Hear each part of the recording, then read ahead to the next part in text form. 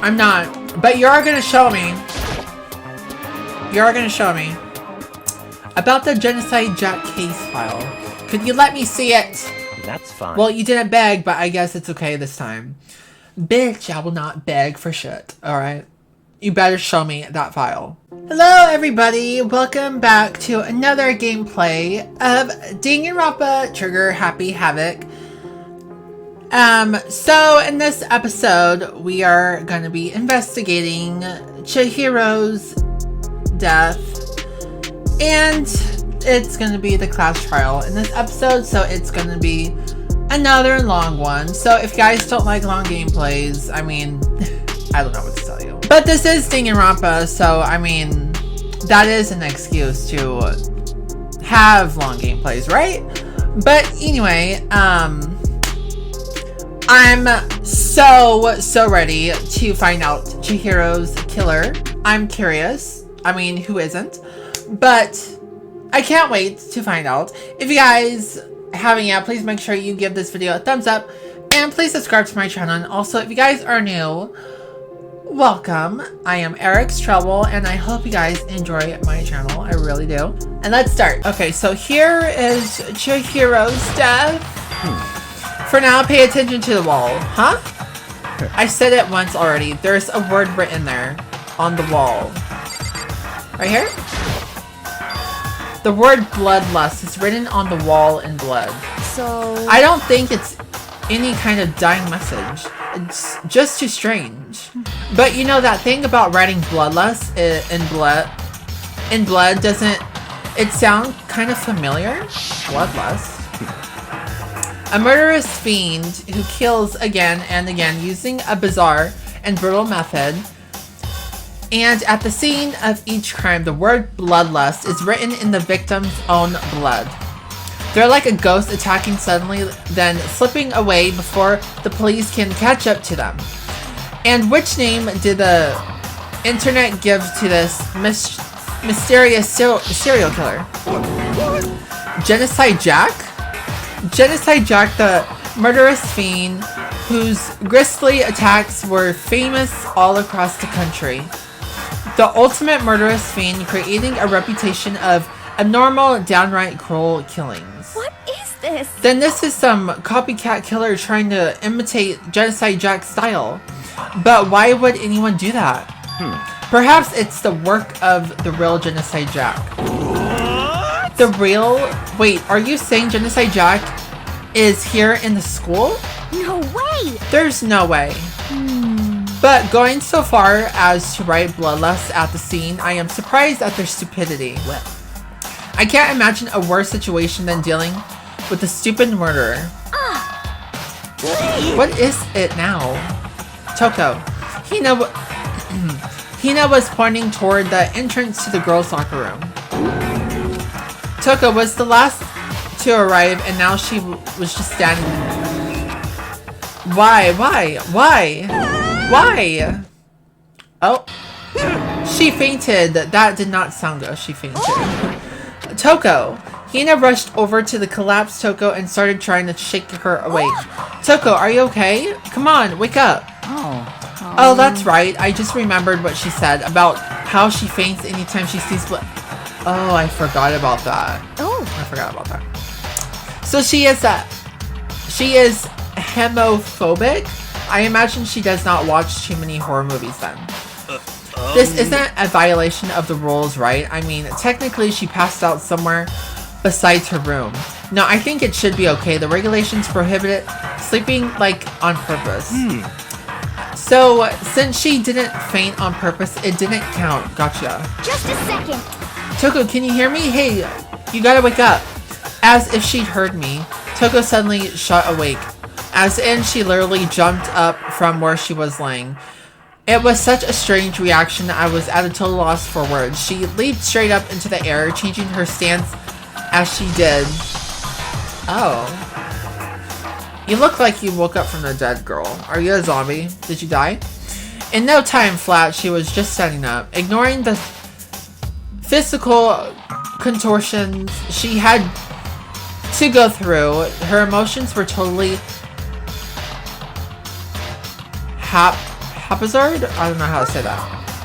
What? Sorry about that. I was just so shocked, y'all know. It happened right. Was I the only one? Toko, are you okay? I'm fine, I'm fine. Whoa, is that a dead body? Hey, are you dead? What the heck? She must have hit her head real hard when she fainted, right? The world has a front and a back, a top, inning, and a bottom, a sea of truth and a web of lies. Well... This is quite concerning. I mean, she sounds completely different. No, everything's fine. At least the stutter's all gone. That's a good thing, right? I see. It's clear to me that everything is not fine. Your eyes seem strangely vacant. It might be best if we take her back to her room for the time being. So, I don't mind taking her, but could someone help me? If you need help, I don't mind. Taka, could you help me? Huh? She totally ignored me. I mean...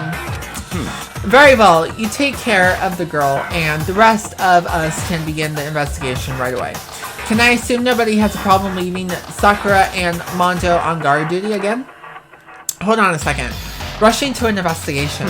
The mastermind isn't behind that. After what happened last time, surely you realize that.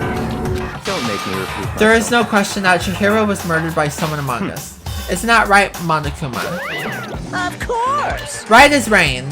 But don't take it as a bad thing. It's just a fact of life. Because that's how graduation works. Then it's happening again. Is that what you're saying?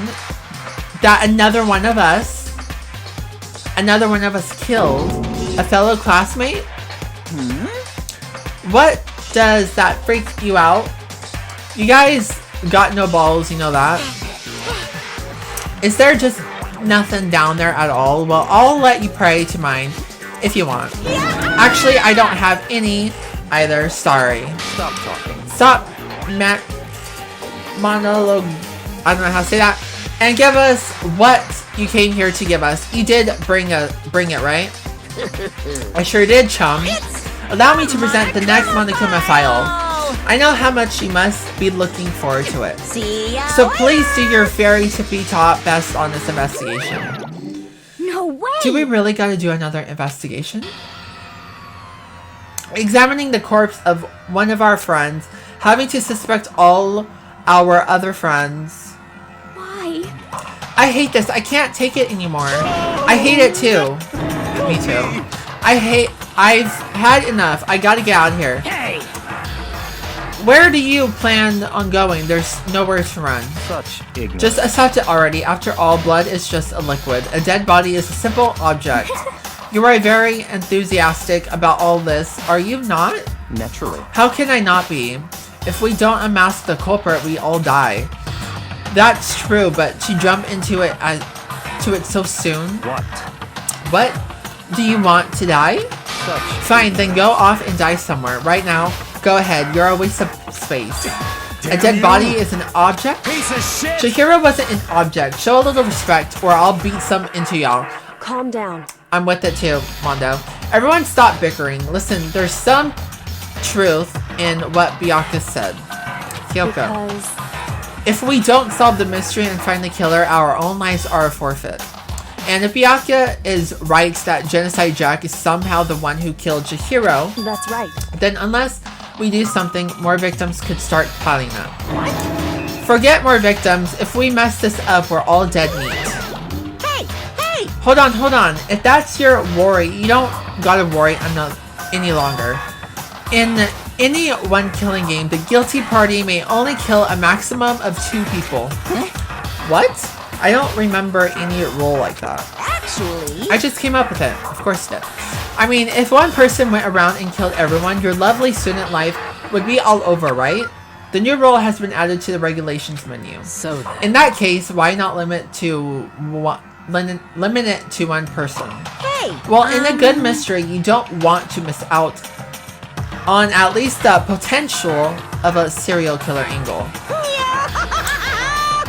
Just one would totally murder that possibility. Punishment is Farewell waiting for now. you. I'll catch you guys at the class trial. Alright, I can't say I understand this thinking, but if we can kill up to 2 people then one more person's life could still be in danger. Interesting. Which is definitely not good. We need to uncover the culprit before something else happens. You son of a bitch! You need to shut the fuck up. So, Well, for now, Taka and me are gonna drop Toko off to her room. Nice, I'm gonna get dropped there off. is nothing to be done. If we have no time to stand around here, we must begin our investigation tout suit. If we do not solve the mystery of who killed Chihiro, Is that okay? then we will quickly follow her into the afterlife. That's true. I hate this, but if I want to survive, me and everyone else, we have to do it. If we don't have any other choice. Investigate. First of all, I'd better check the Monokuma file to see exactly what's going on. The victim was Chihiro Fujisaki. The time of death is estimated to be around 2 a.m. The body was discovered in the girls' locker room on the second floor of the school. The cause of death was a blow to the head with a blunt object. She was killed instantly. That's all it says. Well, it's not like there's any point in complaining about it. No matter what, I gotta do what I gotta do. Monokuma file number 2 has been added to the truth bullet section of your handbook. Hey, Makoto, do you have a second? Huh? Did you need something from me? Naturally. Of course, life without purpose is quite dull, you know? So what did you need? I'm going to let you cooperate with me during my investigation. Huh? What? I'm purchasing your talent. The same talent which allowed you to solve Sayaka's case. Solve? No, I just... Stop talking. You seem to have some limited use, which is why I've chosen you. You have the honor of contributing to my investigation. So you're inviting me to come with you? You're doing it in the most arrogant way possible, though. Let's go. Now then, shall we get started? But we need to get moving. There's no time to be standing around. I don't really know what just happened, but it looks like I'll be working with Byakuya on this one. Alright, so let's look at this. It has blood on it. Is that what was used? There's a dumbbell on the floor, and this is a blood stain. There's a blood stain on the dumbbell. The Monokuma file said a blow to the head with a blunt object is what killed her. Alright, so that might be what killed her. Does that mean this dumbbell was actually the murder weapon? That's right. I don't imagine it could have been anything else. Okay. Locker room dumbbell has been added to the truth bullet section of your handbook. Okay, let's see. What else could we look at? The poster's got some blood on it. It must have happened during the murder. Huh. Okay, there's a fresh blood stain on the carpet. It must have been splattered with blood during the murder. Okay, can we look at her body? I could feel the life draining out of my own body. It's a dead body. Ow. Chihiro's dead body. Very strange. But the more I look, the more strange it all seems. This must be Genocide Jack's handiwork. Well, but we're still not sure he did it. Is that what you want to say? I wonder about that. Let's see. What else could we look at? The word bloodlust is written in the word blood. Alright, yeah, we've been through that. Let's see. Dude had a real complex about being weak. You heard Chihiro talk about it, right? All I need to get stronger. Yeah, I do remember she said that more than once. Sure did, which I guess explains the trip down here. But did she really need to get stronger that badly? You already mentioned it, but she was a girl after all. Most girls aren't all that strong. I do know, man. Haven't really thought about that stuff. The cause of Chihiro's complex. I can't help wondering what it might be. Mondo's account has been added to the truth bullet section. Alright. About Sakura. I use this locker room all the time. Now it's become the site of Chihiro's death. But why was she killed in the locker room? Actually, if you think about it, she could have been killed somewhere else. then carried here. That's also true. She was very light. That is true. It wouldn't be hard for someone to carry her, but still, I still think she came here on her own by choice. What makes you say that? She'd been talking a lot lately about she wanted to get stronger. So you're saying she came here to exercise? But according to the Monokuma file, apparently she was killed around 2 in the morning. Would she really have been exercising that late? Perhaps. Hina or myself are usually in the locker room during the day. So she was probably avoiding it then. Avoiding it? Although we invited her to join us more than once, she never showed up. So I can only assume she was trying to avoid us. And instead she came to the exercise in the middle of the night. However. Perhaps, but it's difficult for me to imagine she would have come alone. She did want to start exercising, but specifically mentioned she couldn't do it by herself. That's also true. She needed support from others. So you're saying she could have come here in the middle of the night to train in secret, but that she also would have come with someone else. It's a possibility, I think. Alright, Sakura's account's been added to Truth Bullets. Now I believe it's about time for us to move on. Huh? Already? What? New clues won't magically appear by standing around here. We need to check every aspect of this case. That's true. But Let's go. If you're satisfied, let's hurry and proceed. He's so pushy. I got caught up with the wrong person this time. Could Byakuya be the killer?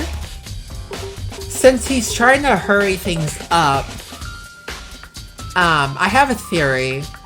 He's trying to make us hurry up the investigation so that way we don't take our time to find out more evidence that it could be him. I don't know. It could be Byakuya. I don't know. Maybe I'm overthinking it. So this is our next location. Huh? This place is related to the investigation. Figure it out for yourself. It's no fun if you don't, right? Huh.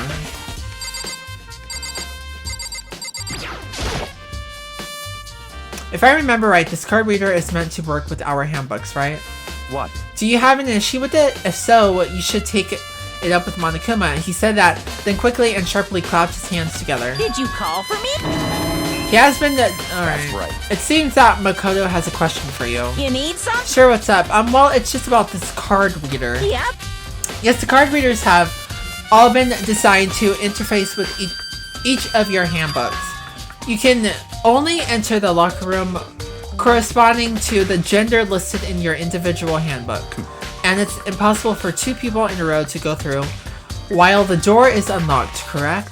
Unbelievable. If there were some sort of erotic terrorist on the prowl, the ceiling mountain Gatling gun would initiate a Swiss cheese slaughter.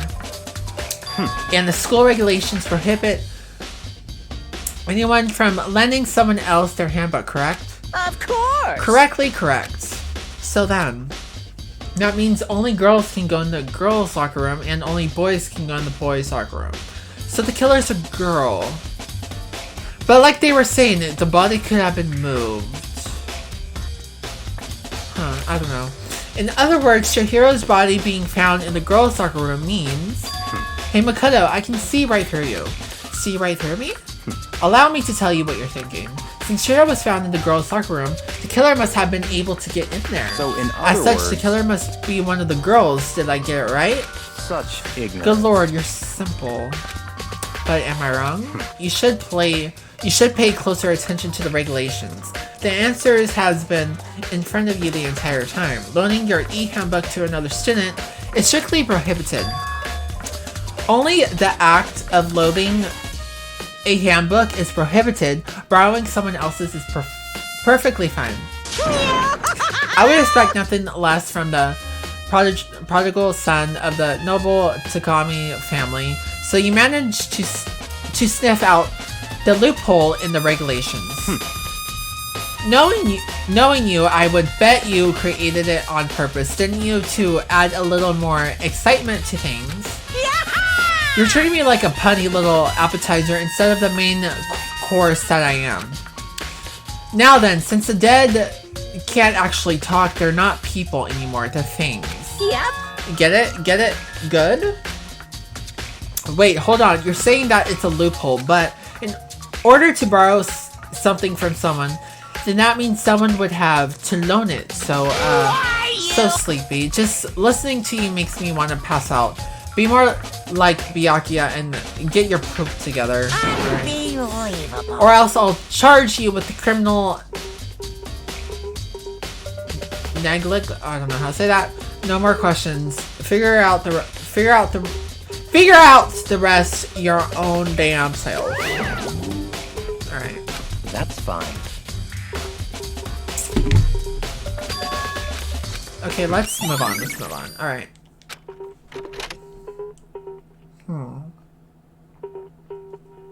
We came to the main hall. So what are we looking here? So does that mean I have to figure out for myself? I guess so, because he's a bitch. She a bitch. All right, let's. Oh, there's something here. Let's see. What's here?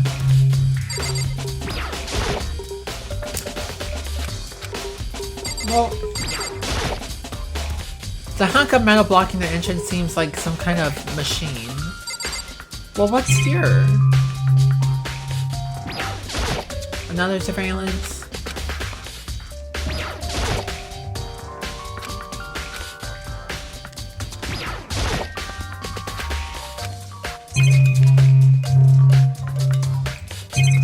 Oh, what's this?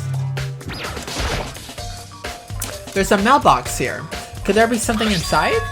It's a e-handbook. No, wait, there's 3 of them, but what are they doing here? So you finally found them. Huh? Did you know these were here, Byakuya? I happened to find them by chance myself the other day.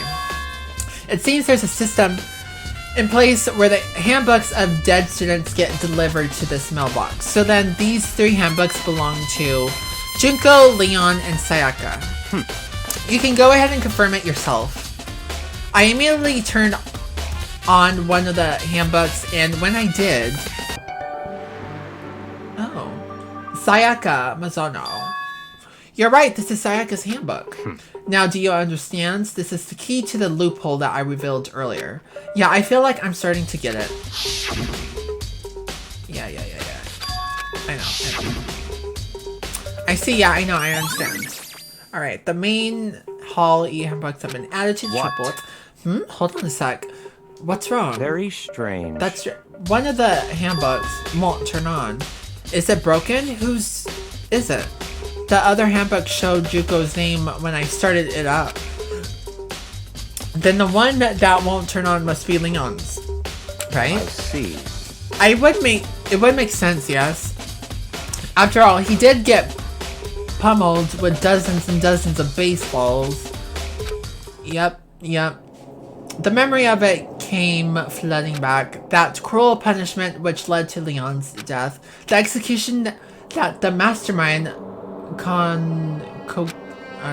cruel, heartless death. You're right, it wouldn't be surprising for that handbook to break during that kind of assault. What are you doing here? That e-handbook is essentially to student life here. Crucial, integral, instrumental, a simple big deal. There's no way it would break that easily, but it did. If I say it wouldn't break, it wouldn't freaking break. It can withstand up to 10 tons of pressure. And it's waterproof up to 100 meters, okay? I don't care how many baseballs you hit it with, it wouldn't do crap. Oh, but even my amazing handbook does have one single weak point. It does? I can't hear But you. it's a secret. I wouldn't want you to go breaking any more handbooks. What? Then Leon must have broken it somehow without realizing what its weakness was, right? Hard to say. You know what I think? I think his handbook isn't actually broken. What? What? But you might ask, how could that be? Right. Leaving the question hanging in the air, Monokuma disappeared. What just happened? Monokuma said it's not broken, but it's an undeniable fact that it's not turning on. That's fine. Well, I don't see any connection to the case, so it doesn't matter for now. You think so? Either way, something about it still bothers me. Broken e-handbook has been added. Okay then, this should be enough to get things rolling. Let's begin our investigation in earnest and track down the true culprit. Yeah, we need to find out who killed Chihiro. To be exact, not quite. Huh? Not quite? What is he saying? There's more? What do you mean? It's not what I meant. It's not what I meant. It's not what I meant. I looked at that. I looked at that.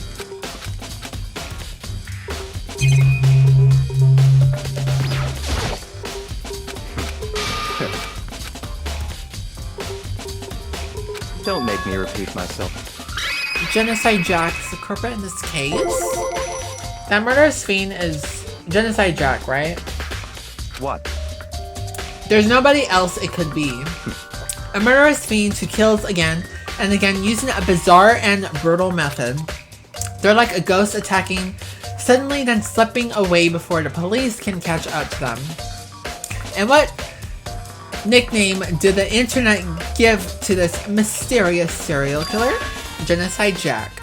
They said he's killed thousands of people, but that's gotta be an urban legend. Still, could one of us really be a demented, psychotic killer like that? You're not wrong to wonder, but words mean little right now. I have something that will prove it, and I can show you. Show me. What do you mean by that, Byakuya? To be exact, not quite. Certainly, I want to reveal Chihiro's killer, but more precisely. Don't make me repeat. Oh my god. Don't make me. Is there really proof? There's somewhere I like to take you. This will provide all the evidence you need. It's all clear. Evidence that Genocide Jack is the one who killed Chihiro. Evidence does something like that. Really? Is Monokuma? Oh, big trouble. Need your help. I don't have time. We're to play busy. with Leave you. us alone. No! I mean, It's an emergency. Emergency. Come on, please. You gotta help me. We'll help you. What's wrong? Hina? please. This is a serious emergency. Please, you gotta help me. Just calm down, Hina. I mean, So what's the emergency? An emergency? What happened? Well- Something's wrong with Toko. She's acting super strange. Well, I mean, she was acting pretty strange earlier, right? What should we do, Byakuya? Very strange. Since it's Toko, I must admit, I'm intrigued. I suppose we can take a second to see what's going on with her. Are you sure? Don't make me repeat Don't- myself. Alright. Okay, well, let's check up on her. Wait for us, Hina. Let's go. It looks like she headed to the dorms. Toko's room, most likely. You're right. Alright. So where's... Okay. Her room's here. Is Toko inside?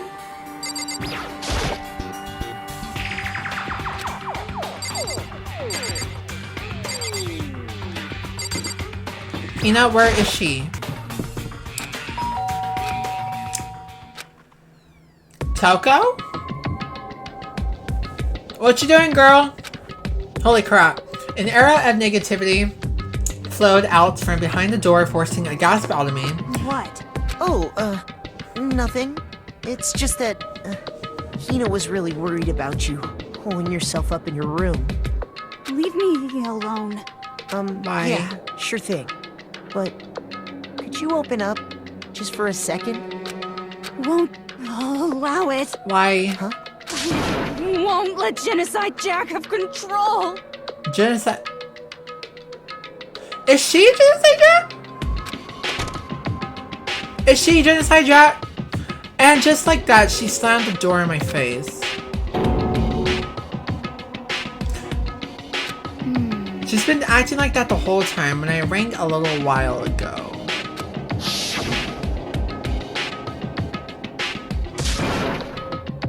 I'll drive out the killer, drive out the murderous fiend. She said she won't let Genocide Jack have control.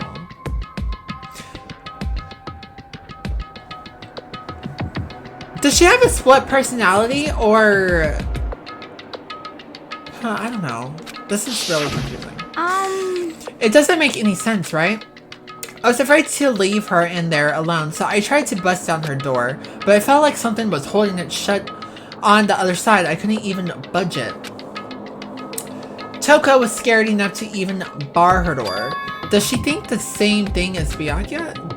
Does she think the serial killer Genocide Jack really murdered Chihiro? Is that why Toko's so scared? I think she has a split personality. That's what I'm thinking. But Whatever it is, I'm really worried about her. Isn't there anyone who might be able to persuade her? Well, you have to say Byakuya. Hold up. Oh, Byakuya went to her door. After a few moments. what do you want? It's Byakuya. She said Byakuya. Byakuya. Oh my god.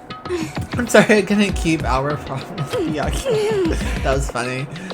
But don't worry, never again. I won't let Genocide Jack have control ever again. Did she kill Chihiro? And with that, the door slammed shut.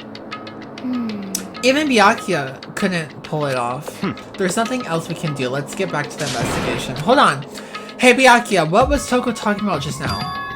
Something about a promise. Oh. What?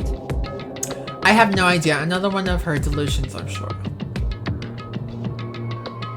How about... I have a theory.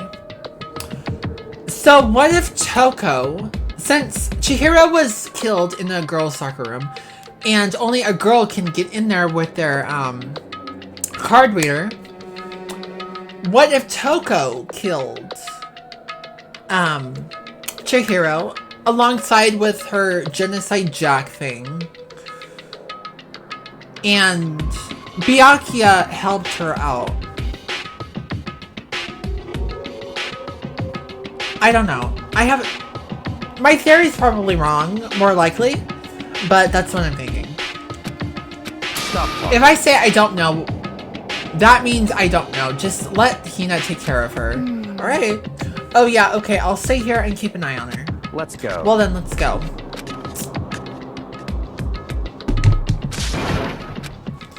Alright. I tried to talk to him. Yeah. Let's just begin the investigation, please. The library. Come on, let's go in. Alright.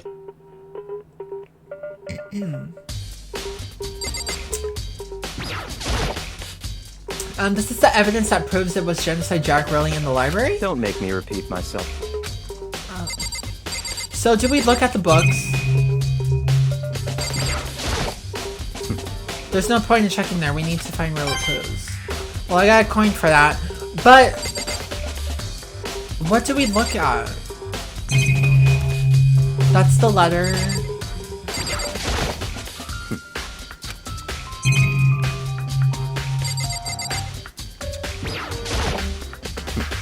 Knock it off. What does a death not matter right now?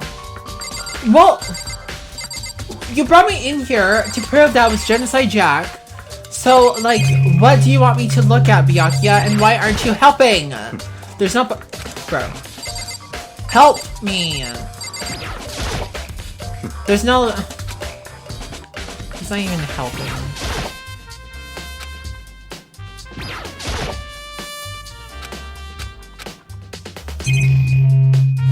It's the archive, right? Hurry up and go inside. Oh, here? Let's go. It all makes sense once you're inside. Okay. Well, there's so many books and files, and so much dust too. So in other words... I would say there's enough value in this place to endure the dust. That's enough. Dangerous. They detail all the people who control the world from behind the scenes. Dangerous truth for a commoner. You mean like members of the Diet or something? No, I mean the ones with real power. The secret council controlling everything from the shadows. If you're ready to be disappeared for it, take a look. Are some very interesting people in there. You're just kidding, right? Am I? I'll just let it go for now.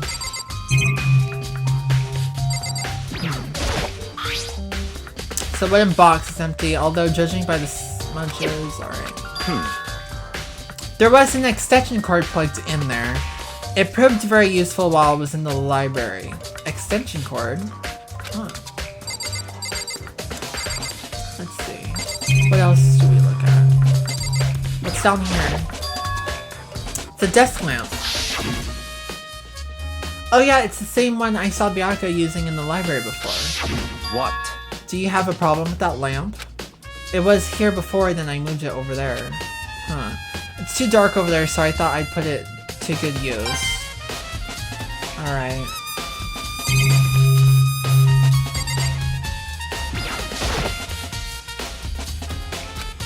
Not really thinking about it, I picked one at a random.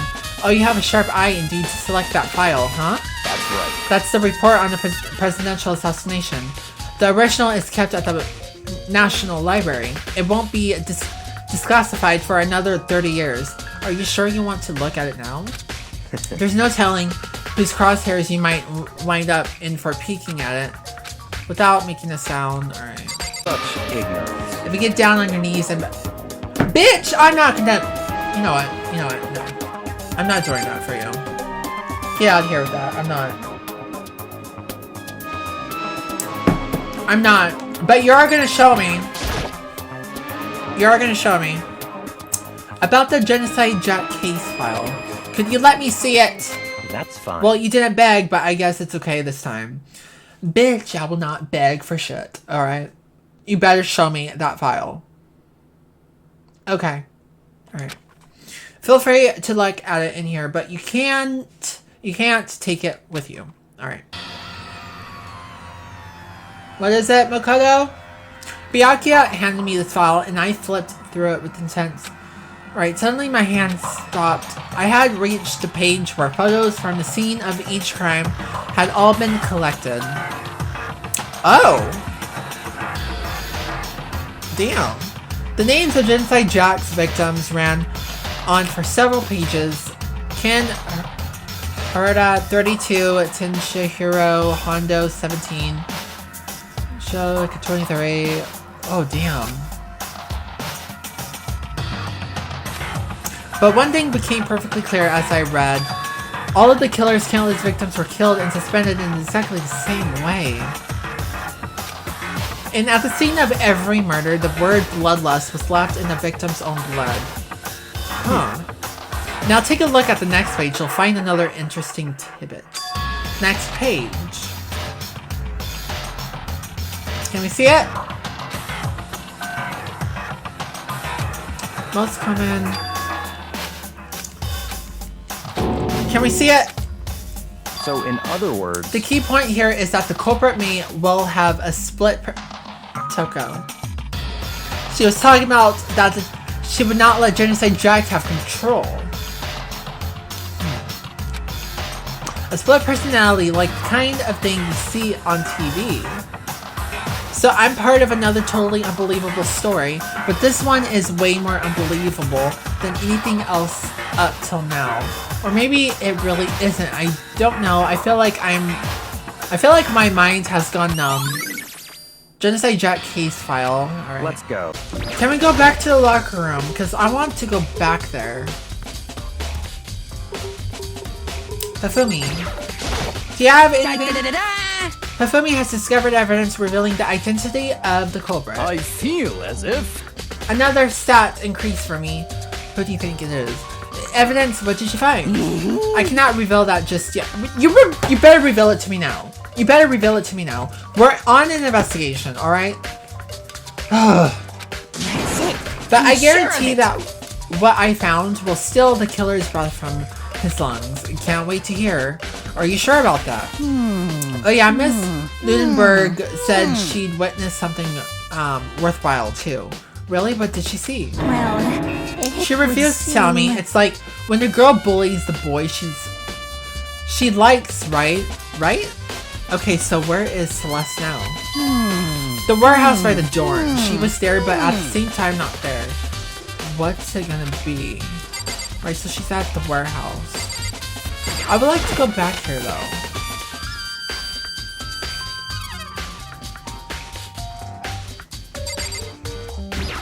Kyoko? Hey, Kyoko, have you made any progress on your investigation? Generally speaking, However- but I have to get going. I have something besides the investigation. What is it? Well- Nothing you need to worry about. So then, Before I go, let me give you one piece of advice. You should examine Chihiro's body one more time thoroughly. Also, her handbook is missing. You might want to determine its whereabouts. goodbye. That's it. I'll be praying for your access. With that, Kyoko turned and left the girls' locker room. Alright. Okay, Chihiro's handbook. Kyoko said I should examine the body one more time. I know she said thoroughly, but I do have my limits. Well, I'd better give it a shot anyway. Let's see. Chihiro's hands are bound with what looks like some kind of rope. The rope was used to prop her up in a kind of crucifix position. What's the rope?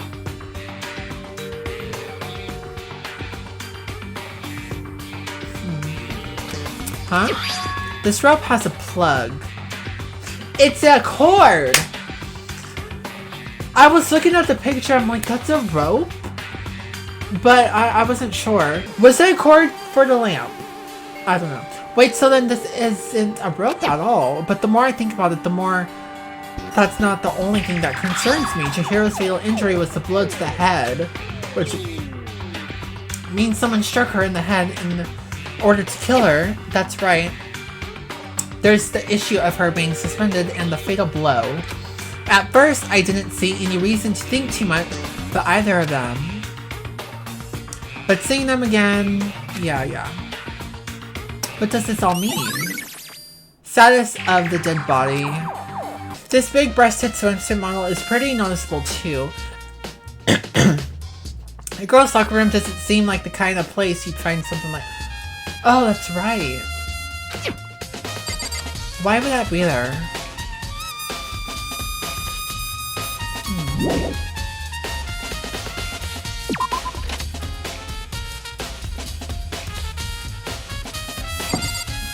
Okay, let's go to the warehouse. Oh, what?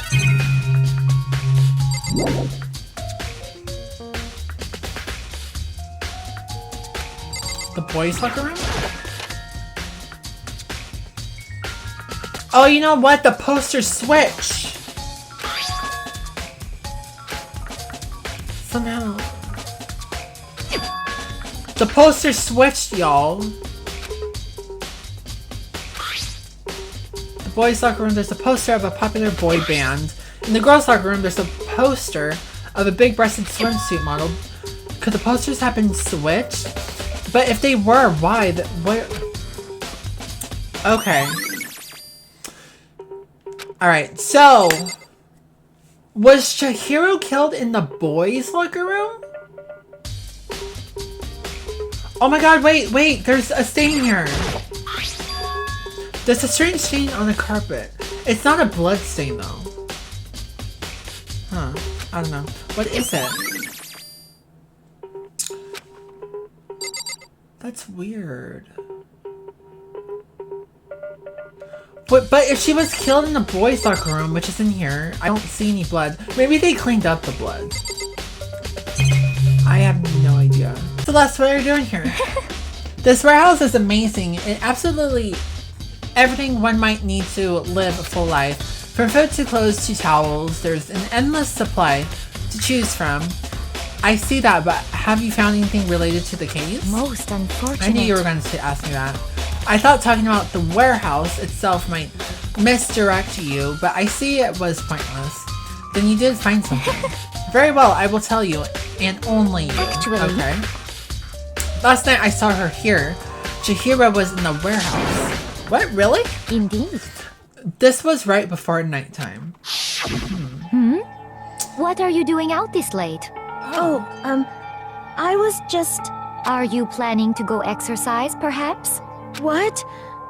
How did you know? Because I can see a blue track jacket sticking out of that duffel bag you're carrying. Oh, a track jacket. You're right. Well, I'd better get going. I'm kind of in a hurry. She stuffed the jacket into her bag in a hurry. It was almost like she was trying to hide it. And just like that, she was gone. Yes, indeed. I assumed she was merely stocking up to go exercise in the morning, but it would appear she ignored the nighttime rule and headed directly to the girls' locker room. If she hadn't broken our rule, none of this ever would have happened. You get what you deserve, I suppose. So apparently she went to the girls' locker room late at night in order to exercise without anyone knowing. But the strange thing is, there was no trace of the track jacket or duffel bag Celeste said she saw Chihiro carrying. Maybe they moved it somewhere, which would mean the killer would have gotten rid of it somehow, right? Celeste's account, alright. Okay, well, let's leave out of here. This account. Oh! Is it class trial time? I'm getting tired of waiting. Shall we just plunge right in? I'm not ready! It's the moment you've all been waiting for! The class trial!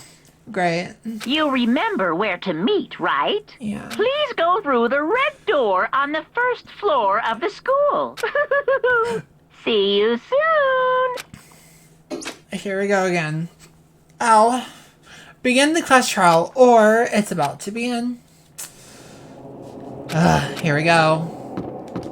Here we go, yo.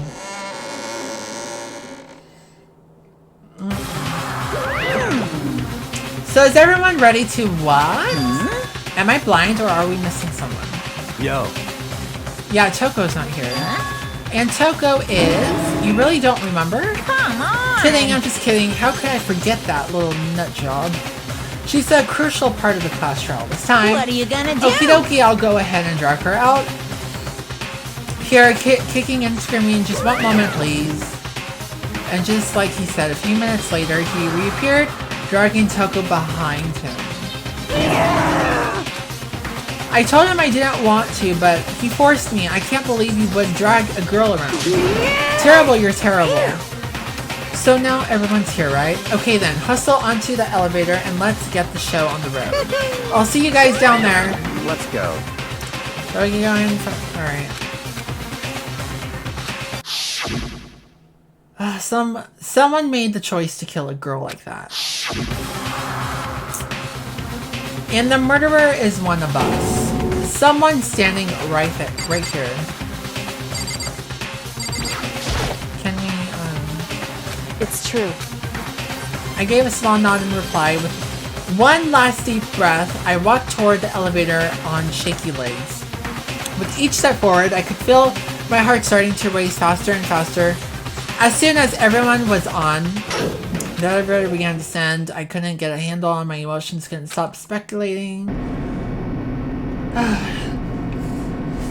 The steel box sank with heavy clunking sounds deeper and deeper into the ground. As we went deeper, the uneasiness in my heart grew bigger and bigger. The elevator was unaffected, however, and continued to descend without hesitation until finally it came to a sudden stop. Here we go again.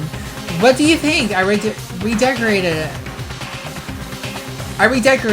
Isn't it so fresh? Isn't it so exciting? Don't waste our time with stupid questions. Let's get this over with. Good. You are rip-roaring to go. Gotta say, I don't hate it. Not at all. Well? Okay, then let's get the show on the road. Everyone, please find your assigned seats.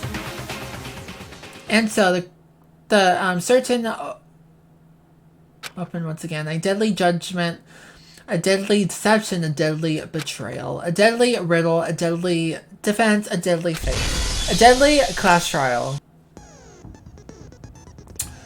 Court preparation. Let's see. My skills. Oh, I have no... Wait. Oh, I have skills here.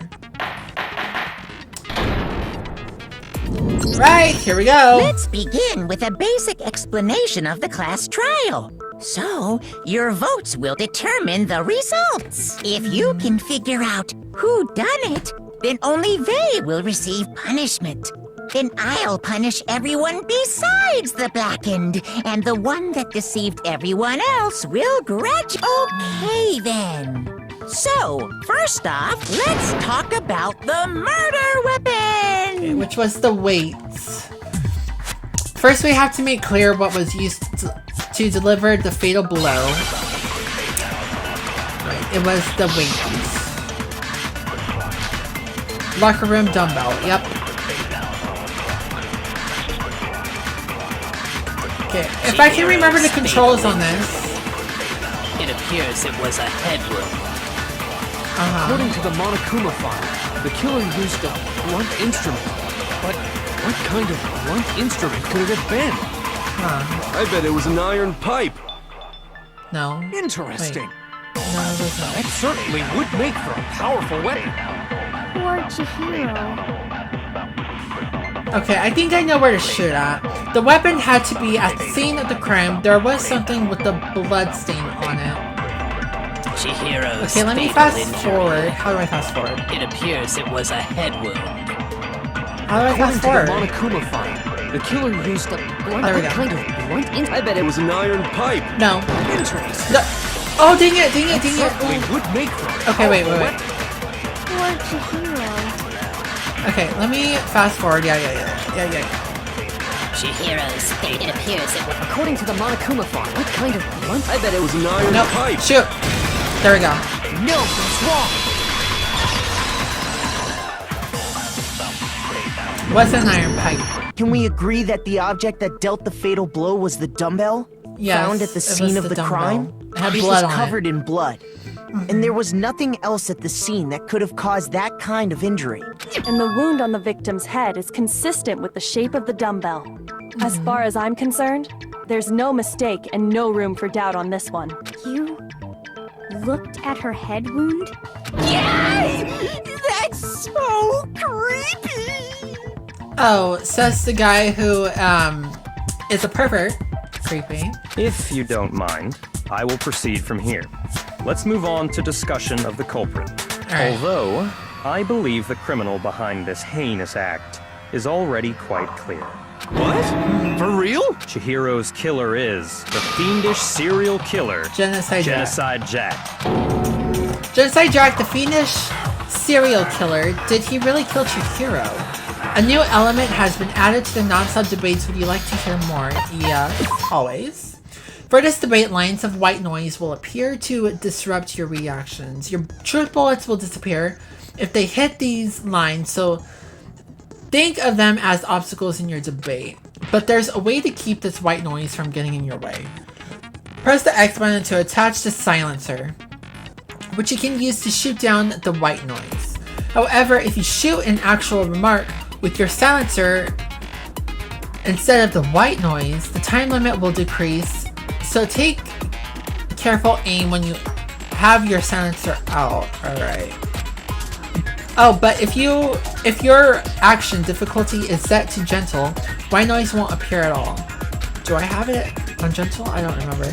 In which case you can forget about the silencer and just focus on the situation in front of you. Well then, good luck and have fun. I think I have it on gentle, I'm not sure. Genocide Jack case file. The culprit is Genocide Jack. I'm sure. Case closed, as far as I'm concerned. But that's impossible! Why? What makes it impossible? Well, I mean, come on! There's just no proof for it. Wait, there is Hey, proof. so, speaking of Genocide Wait, Jack, I think I know where. I don't know who that is! Okay, I know where to shoot at. Alright. The thing Bianca showed me in the... Alright, I know where. The culprit is Genocide Jack. Yeah. Case closed. But that's impossible. Why? Well, I mean, there's just no proof for Shoot it. at it. There we go. No, that's wrong.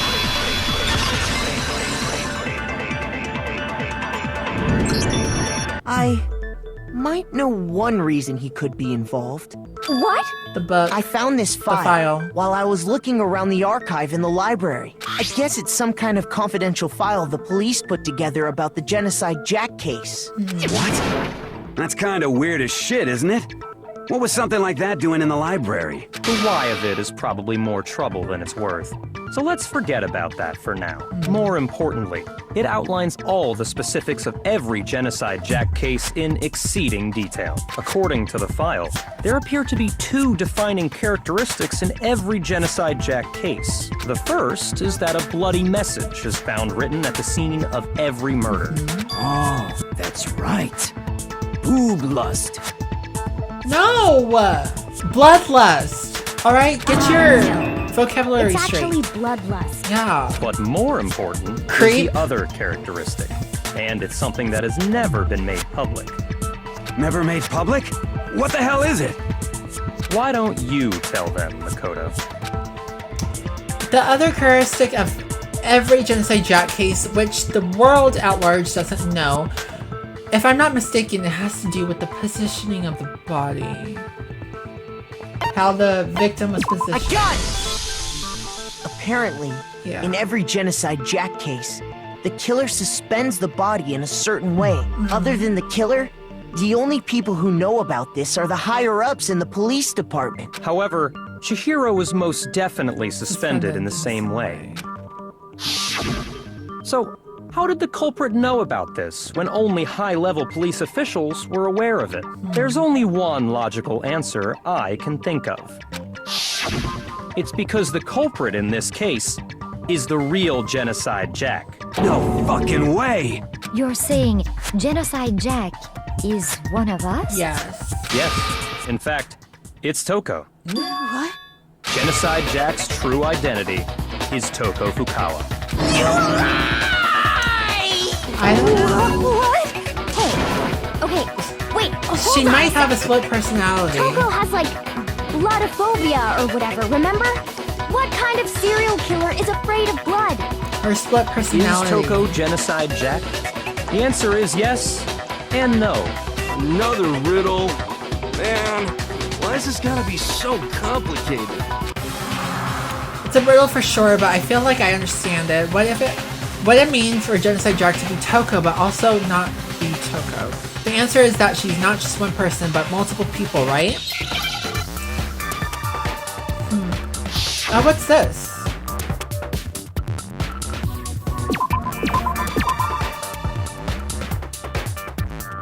What?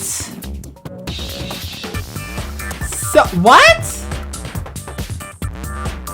N? Oh, See? What? V? Oh. Shizzo? Now I understand. What? I did not. I don't know, y'all. I don't know. Is I it don't know. because Genocide Jack has a split personality? You could have just said split personality and not whatever that word was. I think I read that somewhere in the file too. They thought that the suspect might have, what did they call it? Dissociative identity disorder. Oh, okay. But still, to go and say that about Miss Fukawa is... Perfectly acceptable. Toko's strange behavior after seeing the body is proof enough that she has a split personality. The one thing that shows Toko could have a split personality is it has to do with her behavior. Her behavior changed. A gun! You're talking about how she started acting totally different than usual, right? That's right. Think back. She fainted when she saw Chihiro's corpse, and then, when she woke up... I'm fine. Well, is that a dead body? Yeah. Yep. She was acting funny, that's for sure. That melancholy tone of hers completely disappeared. Don't go assigning adjectives to my tone without permission. Not to mention, once she regained consciousness and saw Chihiro's body again, she was utterly calm. In other words, within her is one personality that can handle blood, and one that obviously can't. So when Toko trapped herself in her room, it's... Oh, I accidentally skipped it early. Sorry. Ooh. I won't let Genocide Jack have control. I drive out the killer, drive out the murderous fiend. The reason she locked herself in her room wasn't to keep other people from getting in. It was to keep her other personality from getting out. What? Toko was afraid. Afraid of the murderous fiend inside of her. Of killing even more people. How? Yeah. How can you know all this? I do believe you misunderstood her. What she's trying to say isn't, how can you know all this? No. What she wants to know is, how could you tell them? Huh?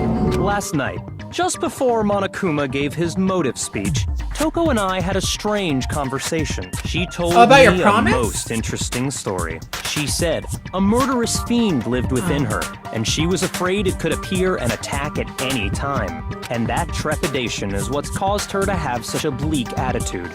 Isn't that right, Toko? What were your promises, though? This is all a lie. Right, Toko? You said you wouldn't tell anyone. Oh. What? You promised. I can't believe you lied. So was that the promise? You have only yourself to blame. You came to me with your tragic little story. I didn't ask you to. This is the real world, not some romantic fantasy fairy tale. Besides, you broke your promise first. You said that as long as you were here, no matter what, you wouldn't let Genocide Jack kill anyone. Oh. But in spite of that promise...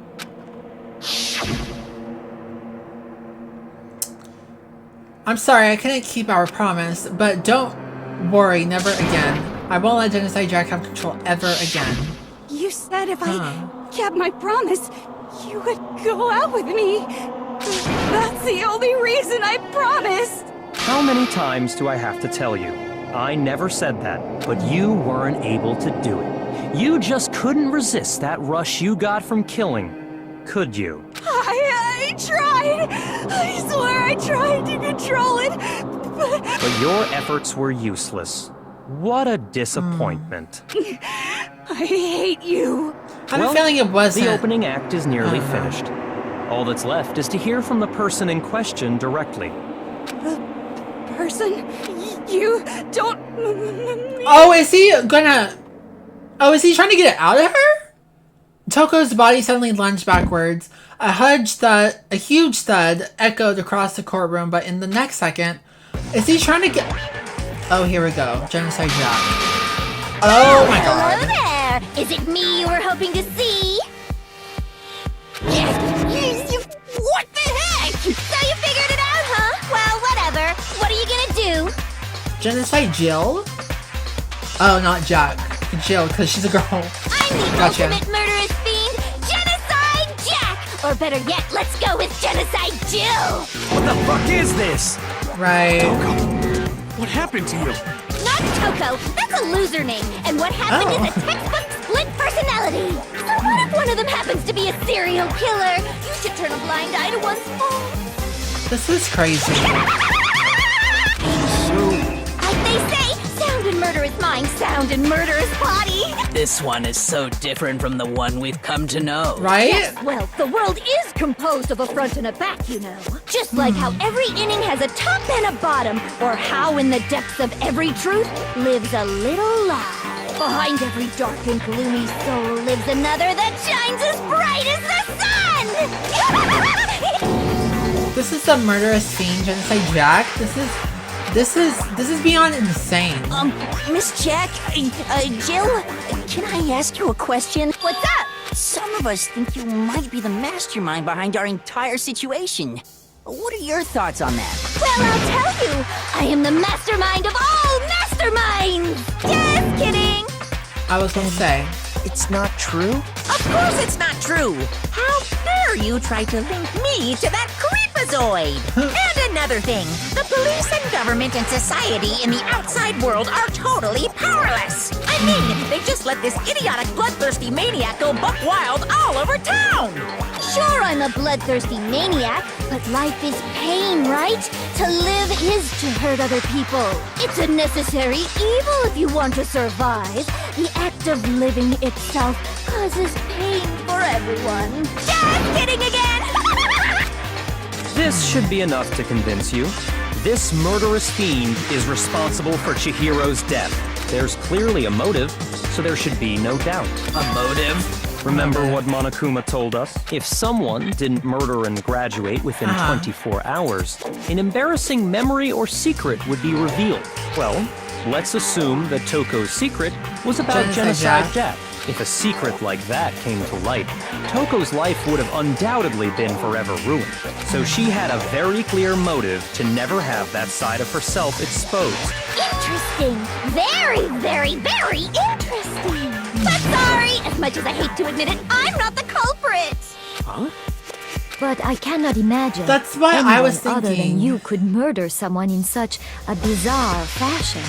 I was like, okay, yes, she does have the split personality and like the side of her, but I don't know that she killed Chihiro. I don't know though, because that file was just, it was like very, very similar to Chihiro's crime scene. I don't know, I just feel like it's too obvious and too early, so that's why I'm thinking like maybe it's not her. So that's why I'm thinking that. Maybe so, but nevertheless, it's the truth. Do you really expect any of us to believe you? Yeah. I could never believe a word you say, you monster. Maybe she's totally right about that. But something's still bothering me. What she said, I need to get some more details about all this. Ugh, okay. Make your argument. Status of the dead body. Alright. Sorry, but I didn't kill anyone. You say that, but do you really expect any of us to believe it? Perhaps if you had an alibi, that would change things. Oh, an alibi, huh? Now we're talking.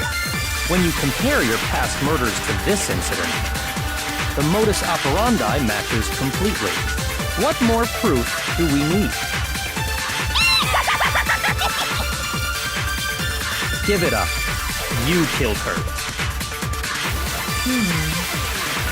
Okay, I have to just focus on remembering Chihiro's body. That must have the answer. That should prove that what he said isn't quite right. Sorry, but I didn't kill anyone. Okay. You say that, but do you really expect Perhaps if you had an... Oh, an alibi, huh? When you compare your past murder, the modus operandi matches completely. No, it's wrong. Break. Are the methods of murder really exactly the same? I'm not so sure about that. I think there's a slight difference between the Genocide Jack cases and this one. Huh? How's it any different? Uh-oh, you don't know? Well then, human garbage, let me tell you! Tell us! Give us I info. murder with passion and conviction. I consider myself a professional, and I have a very particular way of doing things. Imagine you go to a fancy Italian restaurant. They're very picky about the noodles, the sauce, everything. But what happened to Chihiro? It'd be like if that same Italian restaurant started using ragu or Chef Boyardee. This is no creation of mine. Let me rephrase that, in a way that maybe makes more sense. There are two clear differences between the Genocide Jack cases and this one. There's one clear difference between the murders, and the photos from the other Genocide Jack cases look at the neck and the stomach. Here you'll see a clear difference. The victim's fatal injury. John! For one, the cause of death is different. In the Genocide Jack murders, all the victims were killed the same way. Oh, but scissors. The scissors According are to the different. case file, they were all apparently killed with a pair Yeah. of scissors. And Chihiro was killed with a dumbbell. But Chihiro died from a blow to the head, right? Yeah. Yes, that is remarkably different from the other murders. See, that's what I'm It's thinking. strange It's for not someone like who kills the I don't same think way it's without Toko. fail to suddenly change their It method. could be Byakuya. And there's more. One more conflicting detail. That's right. In my recipe of murder, if the bloody message is the tortellini, then the arrangement of the body would be the pesto sauce. Could you please stop comparing killing people to cooking? So, are you saying the other difference has to do with how the body was arranged? That's right. Second difference is related to how she was suspended. In the photos of the other Genocide Jack cases, all the other victims were stabbed through their hands. Here you'll see a clear difference when she was suspended, how the body was posed, what was used to suspend her. Do you remember what the killer used to suspend her? They used some kind of rope to hang her up by her wrists. It was a cord. What is your point? Well, in all the previous Genocide Jack cases, something else was used to suspend them. The cord. Specifically, pairs of razor-sharp scissors. Yeah, and Chihiro was suspended with the cord. And guess what? I used my own specially designed scissors for the murders and the arrangement. Like I said, I'm a professional, so naturally I'm very picky about the tools I use. And you know what else? Big Mac said there's 2 differences, but he's wrong. Big Mac? Are you referring She's a little to too me? much. I probably prefer Toko right now. Listen up, Big Mac. There's actually one more difference. Huh? My word, you really didn't notice? Take a look at who the victims were in each Genocide Jack case. There's a pattern there, just waiting. Figure that out, and it'll be plain as death why I couldn't have possibly killed that little Oh, you know what? girl. Wait. You know what? Now that I notice, there wasn't a single female as the victim. They were just men. Am I right? Is that the pattern? There was a pattern surrounding the Genocide Jack victim, and Chihiro didn't fit it. If you look at the names of every victim, what you'll notice is, I think I figured it out. I know why she couldn't have killed Chihiro. Because Chihiro was a girl. I got it! Is it because Chihiro was a girl? Bingo! Bullseye! Right on the money! What are you talking about? In all the Genocide Jack cases, all the victims had something in common. Yeah, they were all men.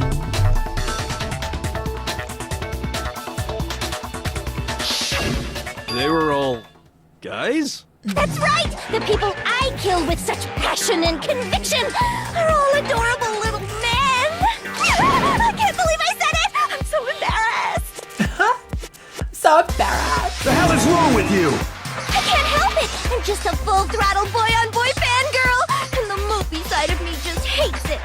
But now I'm on the fast track to becoming a full-fledged fan madam! So since Chihiro was a girl and not an adorable little man, you wouldn't kill her? Would an Italian chef suddenly start making ramen just because There they're goes both the noodles? cooking. Don't be stupid. I have too much passion and conviction to cross that line. That's the absolute reality of a one and only. We get it. You've clearly explained your hobby and your philosophy.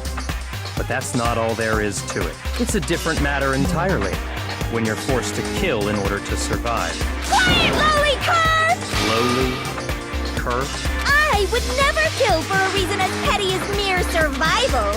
And if by some fluke I did kill to survive, why would I bother with the message and arrangement? It'd make me the obvious suspect. Wait.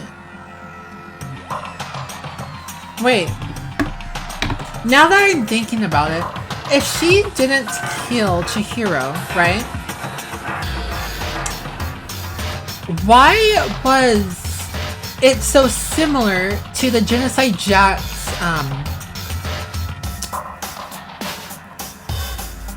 victims' crime scenes, if you know what I mean? It was like so similar, like the message,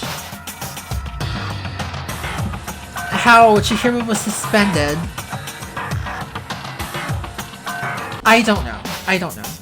I'm confused, y'all. I'm confused. That does make some amount of sense. Plus, whatever reason I have for killing, I would never leave out my prized scissors.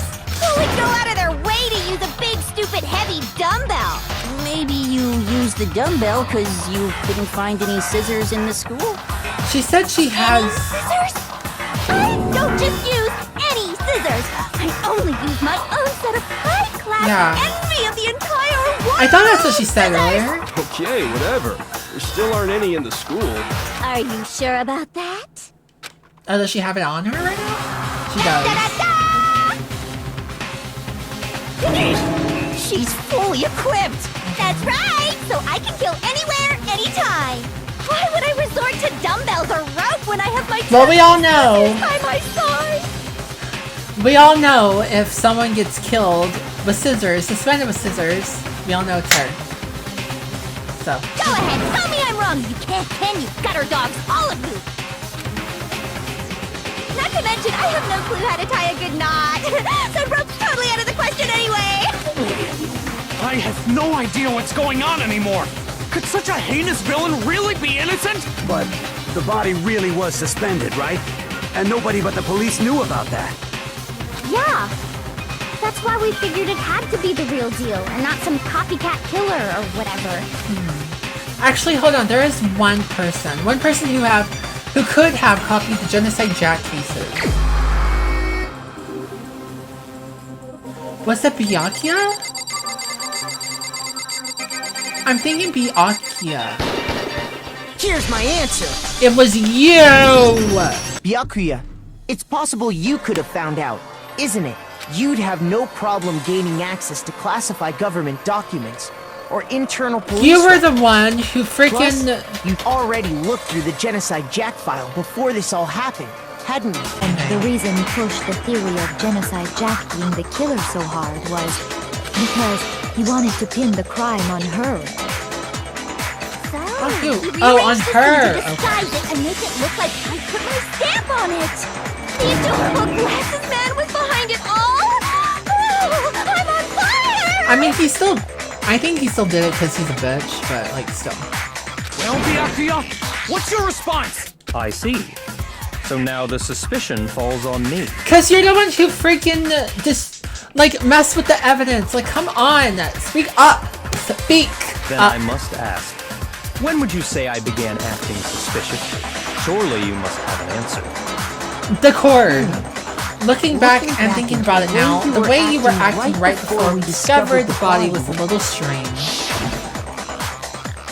And the locker rooms. They're suspicious, very suspicious indeed, wouldn't you agree? Suspicious? It seems nobody searched the locker rooms. Like he straight away off the bat knew it was the locker room. You wanted to go to the girls' locker room right away, right? I thought it was back in the library about the cord. I should have naturally We're still on that thought of the later. boys' locker room first. Is that what you want to say? The victim was Chihiro, a girl. Hence why I said we should check the girls' locker room. Nothing strange about that, I'd say. On the contrary, there's something very strange. Okay then, what's so strange about it? Go ahead, share with the rest of the class. There was a clear contradiction in what Byakuya just said. I need to make it clear to everyone. A new element has been... All of these new elements, yo! My gosh, there's like a lot. If you aim at a weak point and hold down the triangle button, then you'll memorize that weak point. This memorized phrase can only be shot once as a single truth point. If you shoot or change truth bullet, it will disappear from your truth cylinder. However, you can use this flashback feature as many times as you want. If you don't seem to have the answer to a lie or contradiction in your loaded truth bullets, it might be wise to memorize a different weak point to use that to make your case. When's the best time to flashback? Well, you'll just have to use your keen wits, won't you? In this case, though, I will say that if you don't use a flashback, you won't be refuting anything. Well then, good luck and have fun. There's a lot to memorize. Like, there's just so much. Monokuma file.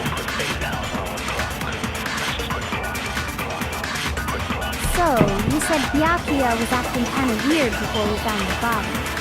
But he was acting weird... how?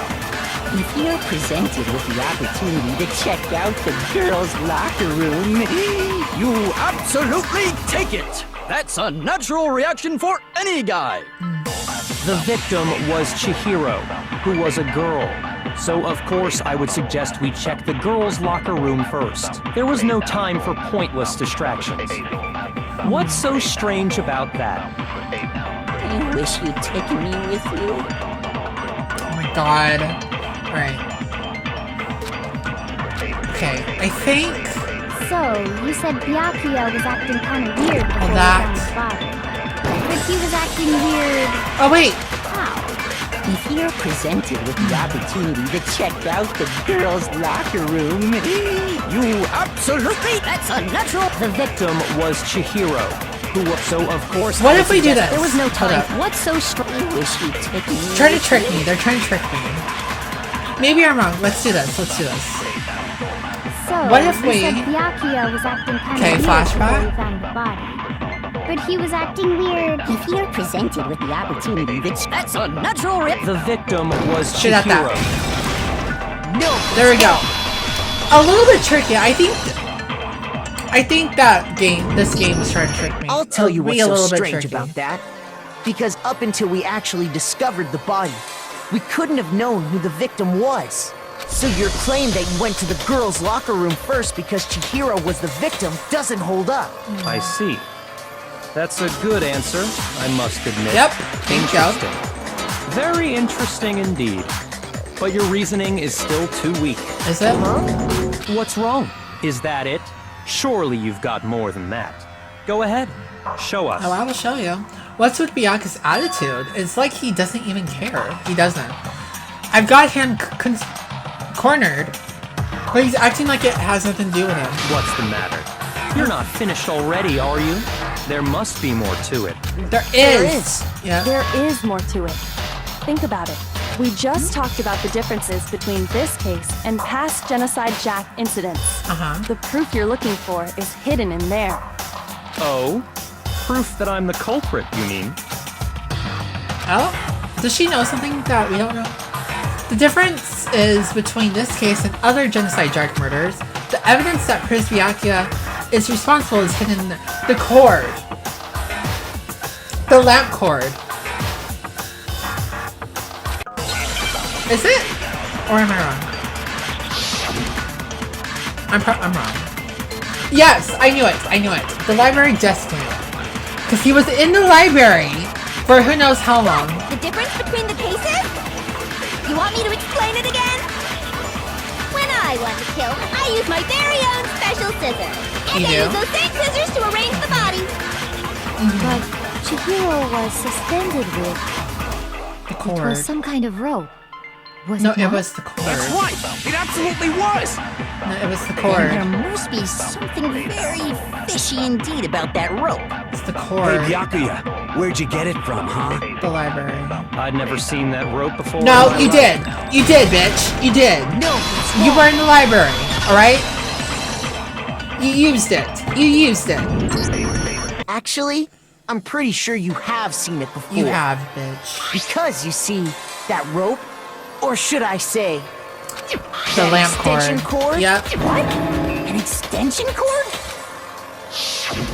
Byakuya, you've used the extension cord in the library more than once, haven't you? And the same extension cord that was in the library all this time went missing after the murder.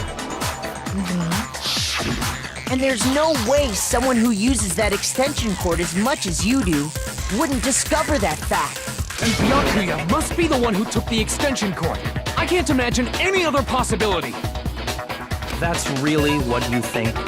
Then It's your true. conclusion is something like this? It's I killed true. Chihiro Isn't in it? the girls' locker room, then hung her up and wrote that bloody message. I mean, I intentionally made it look like Genocide Jack was behind it. Is that about right? yep. He's doing it again. He's totally calm, totally unconcerned. As if he's not involved. Wait, not even involved. What's wrong? I asked you if you think that's what happened. Hell yes, that's what happened. So that's it, right? Byakuya's the killer. I don't disagree with not disagreeing. He kept calling this a game, Is he the right? killer? So he'd be totally willing to do something like this to win. Sorry, but could we hold on just a second? I think we need to talk about this a little more. Do we really need to? We've already decided who did it. We need to be very careful about it, though. Something that's still bothering me. Is that right? And what, pray tell, is still bothering you? I killed her in the girls' locker room, then disguised my crime. Specifically, I dressed it up to make it look like it was the work of a homicidal psychopath. What about all that bothers you? What was that just now? Something's not right. Chihiro's body was definitely found in the girls' locker room, but does that mean... Can I really just accept what Byakuya said as the truth? No, I don't think so. There's definitely something off what he said. The scene of the crime. You say you killed Chihiro in the girls' locker room, right? But are you sure about that? Isn't it possible that the murder took place somewhere else? How disappointing. What kind of question is that? Even in the world of disappointments, this is a true letdown. She was found dead in the girls' locker room. Right. There is absolutely no question about that. But the How boys' could the locker scene room of the crime have been and anywhere the posters else? been switched. Well, I think it's entirely possible that she was killed somewhere else. Like the then boys' carried locker there room? later, along with the rest of the murder scene. The rest of the murder scene? That was awfully specific. Please tell me you have a reason for saying all of that. Oh, I will say it. I believe I do. Hey Byakuya, did I just take you off guard? When the story suddenly moved to the crime scene, Byakuya, who'd been so confident up till now, maybe Byakuya never even realized that the actual scene of the crime could have been somewhere else. Don't just move on without permission! What do you mean she was killed somewhere else? She was killed Come on, in Makoto. the boys' locker room. If there's any chance the murder took place somewhere else, let's see the proof. Oh, I will. Let's give you proof. Evidence that shows the murder weapon or somewhere else. Yeah, the poster. I got it! The poster. The proof that she was killed somewhere else is the poster that's hanging in each locker room. Your proof is some posters?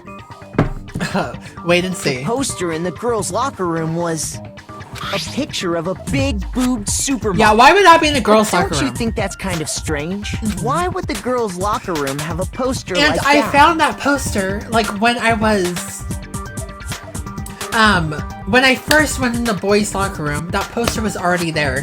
Which happened way before the murder of, Chihiro.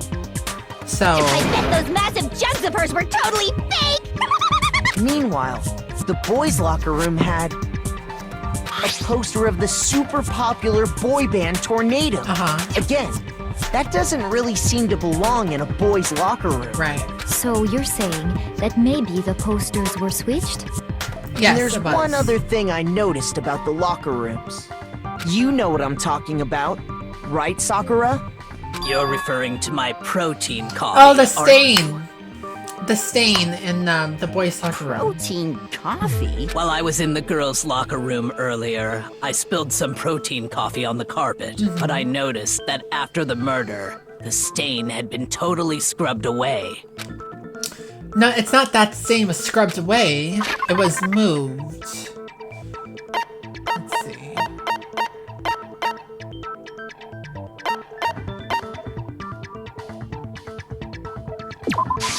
I got it! The stain on the girls' locker room carpet wasn't scrubbed away. In fact, I found it on the boys' locker room carpet.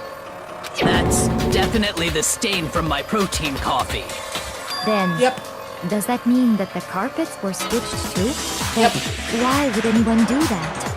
To move the To match murder with the scene evidence. from one locker room to the other. It's certainly plausible. The what? In other words, in order to completely swap the scene of the crime, the bloodstained poster and carpet were moved along with the dead body. By doing this, the killer was able to change the entire room where the murder took place. So is it beyond? I can certainly follow your reasoning. It could but be. Why would the culprit bother doing that? I didn't think it would be Byakuya because it was still too early in the trial. Maybe he's the killer. Why would they go through all that trouble of switching the scene of the crime? Actually, an even bigger question. If the murder did take place in the boys' locker room, then how did Chihiro get in the boys' locker room in the first place? Oh, that's right.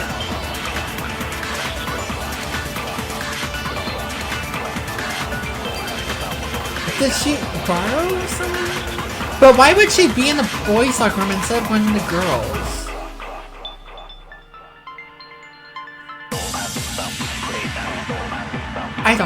I'm so confused. To get into the locker rooms, you have to swipe your e-handbook across the card reader device. Right. Chihiro's handbook should have only allowed her access to the girls' locker room. She had no way to get into the boys' locker room to begin with. No, she did have a way, and I can tell you what it was. I highly doubt that. Shut up! I'm telling you, I know how she could have done it. How? Could Chihiro really have gotten into the boys' locker room somehow? Oh. Broken e-handbook. Is it really possible? Could Chihiro really have gotten into the boys' locker room somehow? Ah! I've got it! Now what? She must have hacked her e-handbook. She was the ultimate programmer, after all. I'm sure that would have been no problem for her. No, I don't think that's it. She used the thing that was in the main hall. Huh? What thing? I'm talking about Leon's handbook, of course. Leon. If she had that, she could get into the boys' locker room no problem. Wait, wasn't it Leon? I think Leon's handbook was broken. Hold up. Is it really possible? Could Chihiro really have gotten... She must have hacked. She was the ultimate... Because Leon's handbook was found broken. She used the thing... Huh? What thing? I'm talking about Leon's handbook. No, it's wrong. No, his handbook is broken. No, I don't think Chihiro used Leon's handbook. Why not? It's broken. Because Leon's handbook was broken. Oh. Well, then, yeah, I guess that'd be pretty impossible, huh? I am struck silent by how quickly you gave up. Plus, isn't there a regulation against using someone else's handbook? Actually, the rule states that loaning your handbook is prohibited. It says nothing about borrowing one. In other words, you could borrow a dead person's handbook all you want, and you'd be safe. Yup. Hit the nail square on the noggin. Of course, if it were broken, that wouldn't make any sense anyway. So then, she must have hacked hers, like I said. She used her ultimate programmer skills and... Psst! You can't fix an e-handbook. The instant you open one up, a security buzzer starts blaring. So, if she didn't use Leon's handbook, and she didn't modify her own handbook... Maybe Mr. Naegi's initial assumption is just... wrong? It seems like there's no way she could have got into the boys' locker room. So I guess so. Okay then, I vote for Byakuya. Chihiro was killed in the girls' locker room, and Byakuya's the one who did it. Really? It's still too early, so I don't know. But still, I don't know what else I can do. Hold on a second. I agree with you, though. I think you're on the right track. What? What the? You finally decide to open your mouth and that's what you've got to say? There's no way she could get in the boys' locker room, right? Why are you so sure she couldn't get in? There's still one other way she could have gained access. One other way? What are you talking about? What other way is there? Well, to explain that, why don't we take a little break from the trial? A break? I'd like you all to come see something. I don't think we can take a break, honey. I don't know. Wait. Just what do you think you're doing? Don't worry. This'll make the whole trial more exciting. I'm sure that thought must please you. Is there something you know that we don't know? That you didn't tell us earlier? Huh? It'll make things more exciting? Well, all right then. I declare an official class trial recess. A recess? How about she just tell us now? Tell us now. What is it you want to show us? It cannot be boring or I'll be very unhappy. Oh, I have no doubt it'll meet your lofty expectations. So, shall we go? How about you just say it to us right now? Alright. So before I even knew what was happening, the class trial had been put on hold. We headed off with Kyoko in the lead, and where she took us was the crime scene, alright? So what is it, Kyoko? We've already already searched this place top to bottom. Right. What are you trying to pull, Missy? I'd like you to examine the victim's body one more time. You want to check it again? Be sure to examine the entire body very carefully. Take your time. Why don't you just tell us right now? Just tell us. It will be more simple, Kyoko, and faster, okay? We're trying to get this trial just over with fast, alright? Like, why don't you just tell us? Examine her carefully? Like, using our hands? Don't let him do it. No way, no way, no way, no way, no way! Don't let him do it. It's probably best if I don't run my hands all over a girl's dead body. It's not that I'm creeped out or anything, it's just based on religious grounds, you know?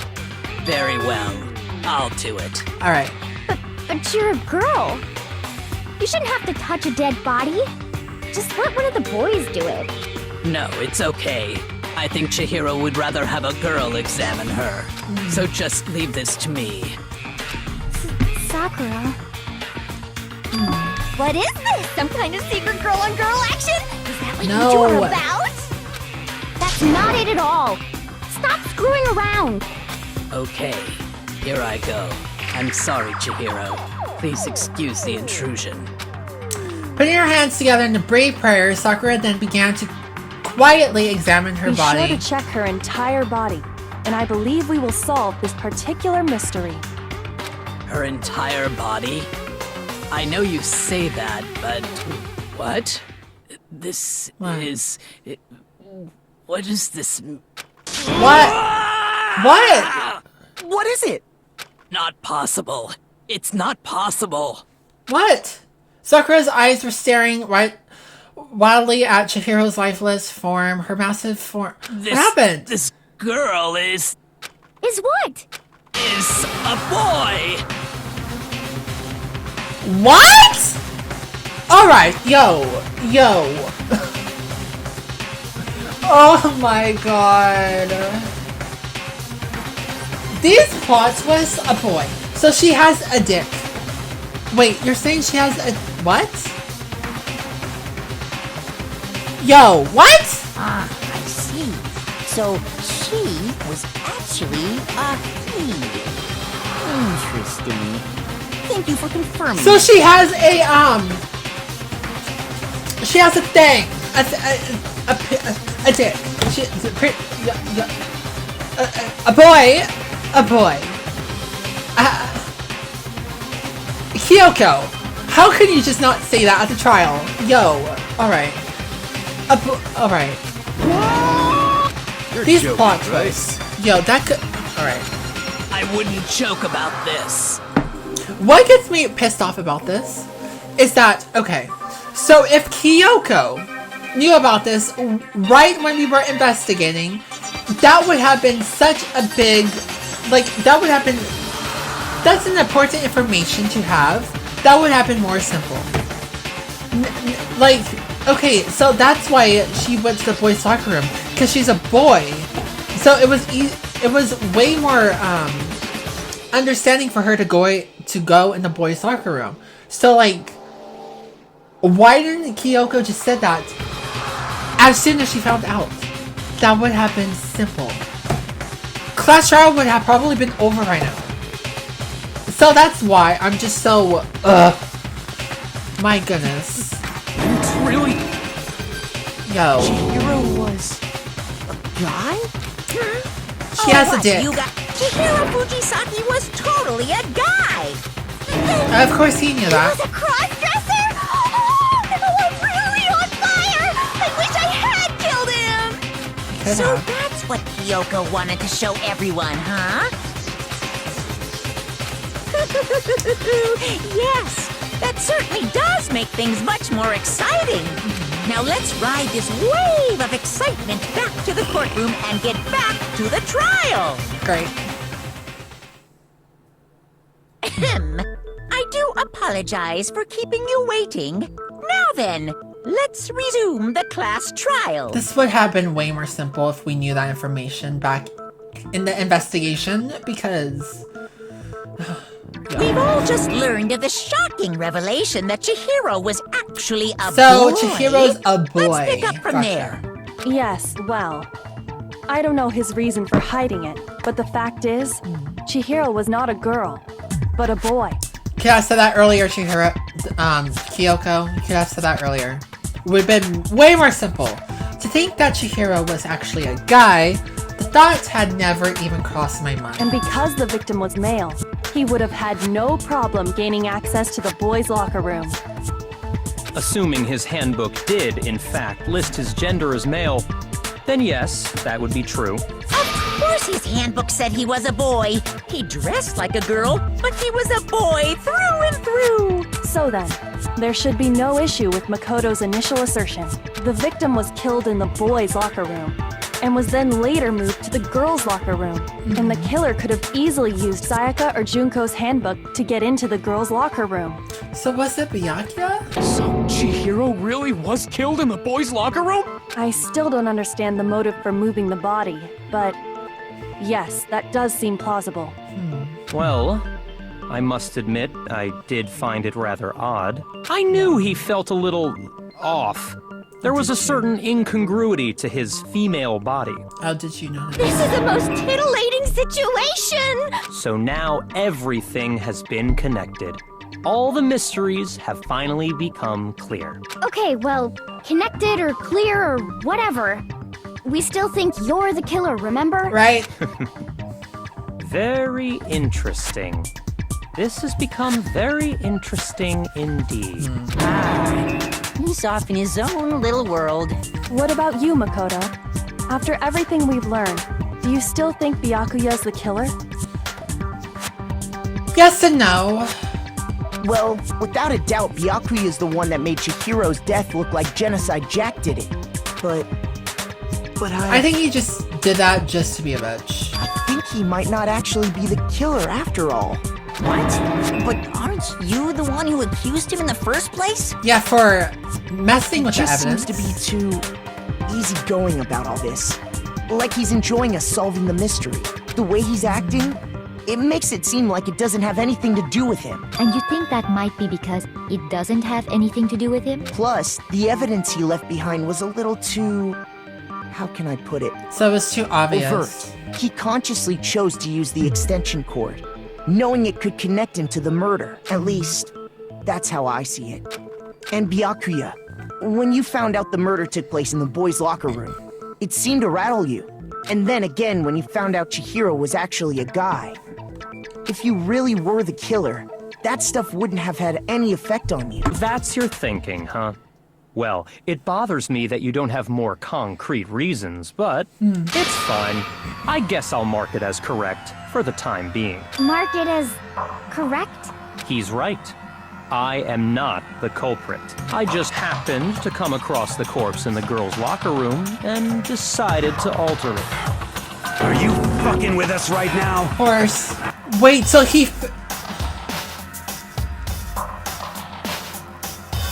found the body.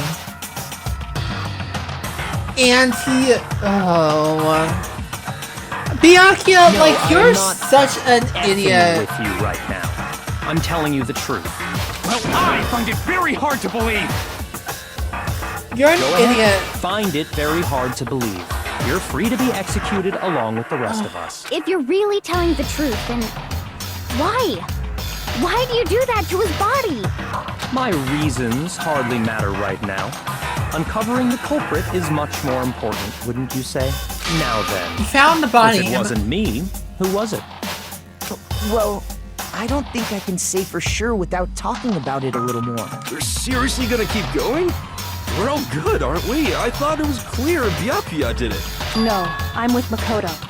If there's any doubt whatsoever, we need to explore every possibility.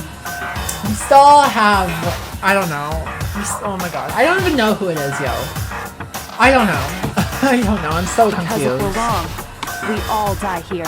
That's true. Very well then. I'm with you too. Damn straight. Count me in. Do you not have a mind of your own? Of course I do. What am I, an ant or something? Anyway, let's discuss this all as a group one more time. We still have time to make our decision. That's very true. Our lives are all on the line. Excellent. Then shall we resume our game of hide and seek? But if Byakuya didn't do it, then who's the real killer who murdered Hiro? I would love to know! There's one thing we can be sure that we know about the killer. The killer was able to gain access to the real murder scene, which means the killer is a guy. I got it! Since the crime scene was the boys' locker room, you would need a boys' handbook to get in. Since Leon's handbook is apparently broken, the killer would have had to use their own. In other words, it had to have been a guy. But that's still not enough. I need to find some more clues. Oh. Celeste account. Oh, the tracksuit. When she found the warehouse. Isn't there a single clue that might lead us to who did it? Well, clues are one thing, but did nobody get a look at the killer? I'm sure if someone saw the killer, they would have said something by now. Perhaps someone saw the victim at some point. Even that might be enough for now. Yeah. All we need right now is any kind of new info. It's over. It's all over. You want to know who saw the victim? The killer. And only the killer. And it's not like they're just gonna turn themselves in. Game over, man! Game over! Yeah! No! Not game over! No, as a matter of fact, there is an eyewitness account regarding Chihiro. She has more information about that.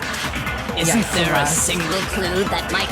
I think I know. Nobody can... Perhaps someone saw the victim. Yeah. It's not there. It's over. You want to know who saw the victim? The killer. Shit at that. No, it's wrong. Gotta say, I am doing better in this trial than I did last trial. I believe someone else did see the victim before he was murdered. What do you think, Celeste? Now that you mention it, yes. I did see him. Really? Oh, but At the I warehouse. suppose only Makoto knows about this. The rest of you had no idea, did you? That is why you're all making such ugly noises. Whatever! Just hurry up and tell us! It was last night, right before nighttime. I saw Chihiro in the dormitory warehouse. I saw him stuffing a track jacket into a duffel bag. And then, I assume, he headed off to exercise. A track jacket and a duffel bag? But we didn't find anything like that at the murder scene. It seems likely that the culprit destroyed them to get rid of any evidence. Right. And that is when he said something that struck me as rather odd. Well, I'd better get going. I'm kind of in a hurry. Chihiro told me he was in a hurry. But why would he be in a hurry? Only if someone were waiting for him, I should think. So, Mr. Fujisaki was on his way to meet with someone, and then they were going to work out together? But Hina and I had invited him to exercise with us plenty of times, and he always declined. Probably because he was afraid you'd find out the secret he was hiding, right? Which means that conversely, he must have trusted whoever he was meeting with very much. Enough so that he was willing to risk his secret being revealed. What a marvelous friendship! The point is, whoever he met up with is the culprit, right? So we just gotta figure out who it was. But knowing what we know, I can't even guess. No. You already have what you need to make the connection. What? Huh? You know who the killer is. Do I? Seriously? Who is it? Who's the killer? Think back to the track jacket and duffel bag the killer disposed of. Focus on the details of these items, and it should become obvious who was waiting for him. Are you sure about that? You really think we can figure out who did it based on 2 pieces of evidence that we don't have? What? You want to track down some fingerprints or something? Even if we had the equipment for that, we wouldn't know how to use it. As was noted, the evidence is already gone. There's nothing to get fingerprints from. Maybe, but we can make certain inferences if we just take the time to talk it out. Easy for you to say, but fine. Celeste, did you notice anything special about the bag or jacket? The bag was just a normal duffel bag from the warehouse. All the bags in there are the same, so I can't imagine what would make that one special. Well, if I remember right, there was a decent variety of tracksuits to choose from. Do you think there might be some connection between the culprit and Chihiro's jacket? Perhaps. Let's explore that and talk a bit more about the jacket he took. Okay.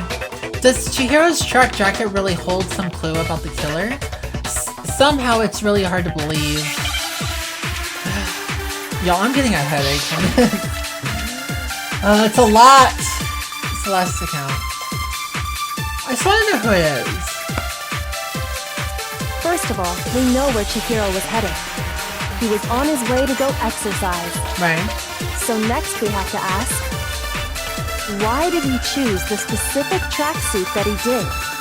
What do you mean, the specific tracksuit? I got it! He picked that tracksuit because it matched the one the culprit was wearing.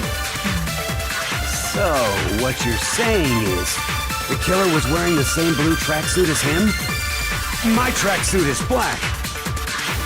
I don't even Wait! have a Wait! I have a white tracksuit. Wait, how did he know it was blue? How did he know? From the warehouse, if you must know. Did any of that really Wait, help us wait, getting wait, closer wait, to figuring out? No way. I'm not tripping out, right? Hold up. I'm not tripping, right? He said... First of all, we know where Chihiro was headed. Wait. He was on his way, so I think I know. Why did he choose? What do you mean, the specific tracksuit? I got it! Wait, It matched the one. So, the killer was wearing the same blue tracksuit Wait! as him? How do you know it was blue? How did he know it was blue? She didn't say it was blue. She didn't say it was Hold on blue. a second, Mondo. What did you just say? What did you say? What'd I say? When Celeste testified a few minutes ago, she said... She saw him a track jacket into a duffel bag. She didn't say the color. And then I assumed he had an exercise. She didn't say She what never color said it was. anything about the jacket's color. Huh. So why did you say Chihiro's blue tracksuit? Right, how did you know it was blue? Hey, Celeste. What color was Chihiro's tracksuit? What was? As a matter of fact, it was blue. Yep. And before How we you know it's began the blue? trial, did you tell anyone that?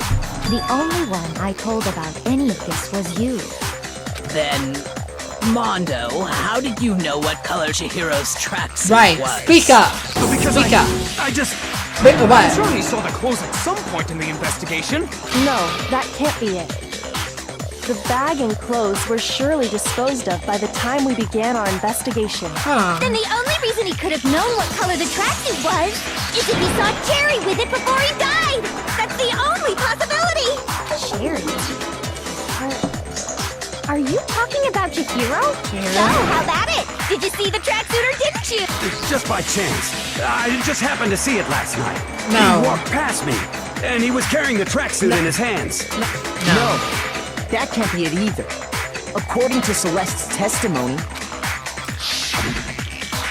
She stuffed the jacket into her bag in a hurry. It was almost like she was trying to hide it, and just like that, she was gone. when Celeste noticed it, Chihiro made a point of making sure the jacket was completely in the bag. If you just ran into him briefly, you couldn't possibly have seen what color the tracksuit was. Yeah. It would appear Yeah. you dug your own grave.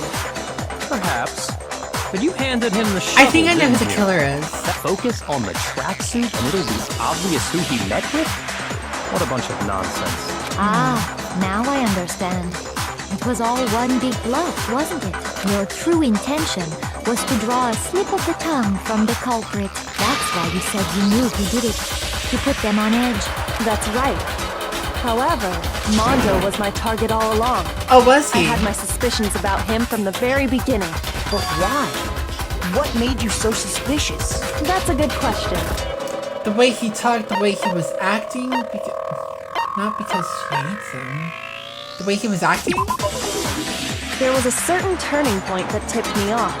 Maybe you didn't notice it, Mondo. You only call guys dude. For girls, it's chick. And Oh. after he was killed, you happened to refer to him as dude. Once I picked up on that, it occurred to me that Mondo knew something we didn't. Oh! Notice that Mondo! She's a witch! You're positively frightful! No, I'm not the frightful one. Not nearly as frightful as someone capable of murdering a friend. Mondo, was it really you? Did you really kill Chihiro? Was it? It was him. It was him. I didn't kill anyone! Nope. You've been all over me, judging everything I say, putting words in my mouth. What gives you the right to treat me like a goddamn criminal? And I liked you, Mondo! He would never do something like that! This is a false accusation! It's true. My reasoning on that is pretty shaky. That was fast. Well, this does present us with a problem. It seems we are all out of leads. My time has nearly come. That's what my little ghost friend is telling me. Oh yeah, that reminds me. Hifumi, weren't you telling me you'd found some evidence? Really? What kind of evidence? Actually, now that I'm thinking about it here calmly, it might not be all that relevant. What? Jeez, does your confidence just get up and walk away? It's fine, man. Just tell us. If you really insist, then... Speak up! Here it is. A file? What do you have there? It happens to be an e-handbook. I found it laying on the ground, so I scooped it up. What is it? I found it on the ground, right? Then it must belong to Mondo's? It's not Chihiro. Is it Chihiro's? Or is it Mondo's? Shoot! Oh, that wasn't it? Oh, so it was Chihiro's. I got it! Okay. We know Chihiro's handbook was missing from the scene of the crime, right? For a fact. For a fact indeed. I was totally sure I'd found it. Then it must hold some clue about the culprit, right? Well, that's what I was hoping. What? But it's busted. It won't even turn on. Oh, is that broken? I imagine the culprit broke it to get rid of any evidence after the murder. That's odd. I didn't think the handbook. Wait, where did he find it? You're right. They're not. They're totally waterproof and shock resistant. It would take an awful lot to break one. And yet, this one does appear to be broken, as is Leon's, sitting useless in the main hall. For all your confidence, that is a remarkably high failure rate. Do you think there might be some kind of mystery in there somewhere? How precisely did the handbooks get broken? How did the handbook break? By hitting its weak point. I remember, Monokuma You already said told that. us before that the handbook has one weak point, didn't you? You remember that? Yeah. Sure, maybe I let that slip. But I never told anyone what the weak point actually was. But if the handbook is supposed to never break, and two of them broke in quick succession, then we can only assume that someone's figured out its weakness. Right. You know what the weakness is, right, Monokuma? So, What is it? You're asking me? What is I think it? it's a necessary piece of information How do you break if it? you want this to be a fair trial. But if I tell you, and someone else decides to copy it, that would be very not good. It would help the situation though. So, Tell us already! Why would we want to break our own handbook? right. Oh well, I have a weakness for pushy demands. But you're sure you won't follow their example? Then allow me to make a special announcement. The weak point of my cutting-edge e-handbook is when it's exposed to high temperatures for too long, it will suffer a meltdown and totally break. Okay. I flippin' knew it. You knew it? Yeah, because I So found the it's handbook burned. laying on the floor of the sauna. Oh! So it is you, Mondo. It is you, because you were in there. The temperature in You were the in there with sauna can Taka. reach over 200 degrees. Strange how you don't It's get Mondo. burnt, It's huh? Mondo. It's Mondo killed because Chihiro. as your sweat evaporates, it creates a cooling layer of air around your skin. If the hot air of the sauna were somehow pushed directly onto your skin, you'd definitely get fried. That layer of air would get blown away. That's why you may feel a burning when you move around. So when you're in a sauna, make sure to keep nice and still. Interesting. I learned one new fact today. That is a mere trifling speck of knowledge. Anyway, if you found the victim's handbook in the sauna, then the killer must have been purposely trying to raise its temperature in order to break it. Meaning the culprit Mondo. somehow knew its weakness. But how'd they find out? Monokuma said he didn't tell anyone, right? Indeed. Quite the mystery. What if they found out by accident? What do you mean by accident? What if the killer took their own handbook into the sauna, not knowing its weakness, and it broke? They'd realize it was broken, of course, and it wouldn't be hard to figure out why. And once they had Chihiro's handbook, they knew they had an easy way to dispose of it.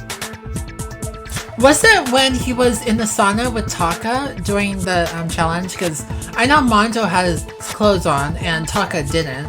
I won't say it's I not don't know. possible, but who would have done something like that? I don't know of anyone who took their handbook into the sauna.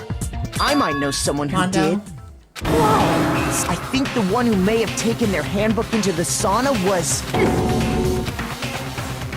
Who might have brought their handbook into the sauna? It had to be one with clothes on. The sauna was Mondo. Mondo, and you are here. Here's my answer. You. Mondo, your handbook got broken in the sauna, didn't it? What? What? You were in a sauna Why with do you Taka. keep accusing him? Mondo and Taka had an endurance contest in the sauna not too long ago. Oh, I Remember? love my, I just love...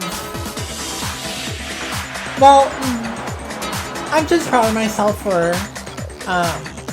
kind of predicting it. I don't know. I thought I would do bad, but I guess I'm doing okay. I'm doing okay. And for the contest, Mondo just so happened to keep his I mean, I guess the killer uniform on. wrong in the beginning, but still.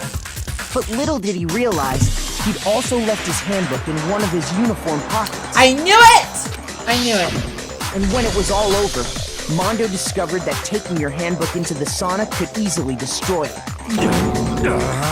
Oh. Wait, hold on. You've got it all wrong. He would never. Look, I know he's your bro, but he killed Chihiro. Show me the proof.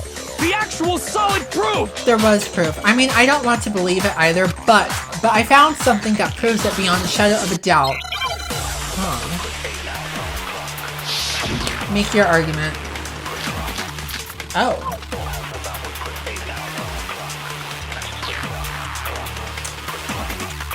Let's test Makoto's assertion. If what he says is correct, then Mondo, you broke your own handbook. In other words, if Mondo's handbook is actually broken, then that proves that what Makoto said is right. Well, my goddamn handbook works just fine. See? Look! Makoto was wrong after all! Nope. Mondo wouldn't hurt a fly! I'm sure Mondo's handbook, yeah. I think I know where I should at. Let's test Makoto. If what So he it's- says is you broke your own. In other words, if not, then that proves that... Well, my goddamn handbook works just No, it's fine. not. It's broken. No, but it's wrong. Mondo, the handbook you have right now, is it really yours? The fuck is that supposed to mean? The broken handbook that was in the main hall. Isn't that one actually yours? What the heck are you talking about? What I mean is, I think Mondo swapped his handbook out for one that actually works. I think he took Leon's handbook and replaced it with his own. Oh. After all, Monokuma said himself that Leon's handbook never should have broken. That's right! The punishment it suffered wasn't nearly enough to destroy it. So then, the broken handbook in the main hall is actually Mondo's. Which would mean that the handbook Mondo has right now is actually Leon's. But doesn't that violate the school regulation that says loaning out your handbook is prohibited? Does it? Well, here's how I look at it. There is a rule about loaning your handbook to another student. But if they're dead, they're not a student. Oh. It's kind of a gray area, Okay. I admit. But no worries. If anything, It just makes things more interesting. As such, I decree that exchanging handbooks with a corpse is not a violation of the rules. Well, Mondo, if I'm wrong about this, you're welcome to say so. I'm happy to admit I made a mistake, but... Son of a bitch! What's wrong, bro? Come on! Tell him he's wrong! You are wrong! You have to be wrong! Everything you just said is wrong! I know he's your bro, You made it all but up! like, it's him, Taka. Okay, then why don't we look back on this case one more time, from the beginning? That way, everything will become clear, and we'll all see if I was right or wrong. Okay. Oh, okay, so this thing. Alright, so... Wait. So, she's getting ready, she was hurrying up. Let's see.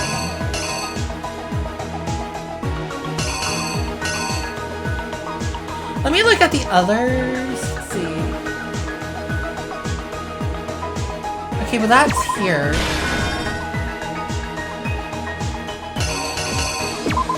There.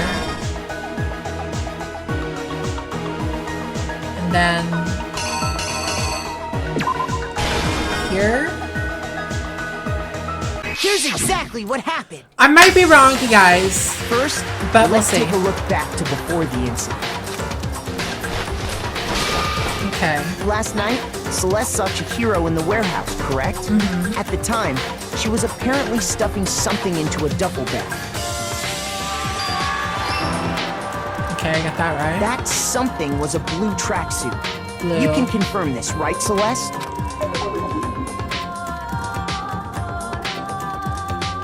With bag in hand, Chihiro headed out, even though it was officially nighttime.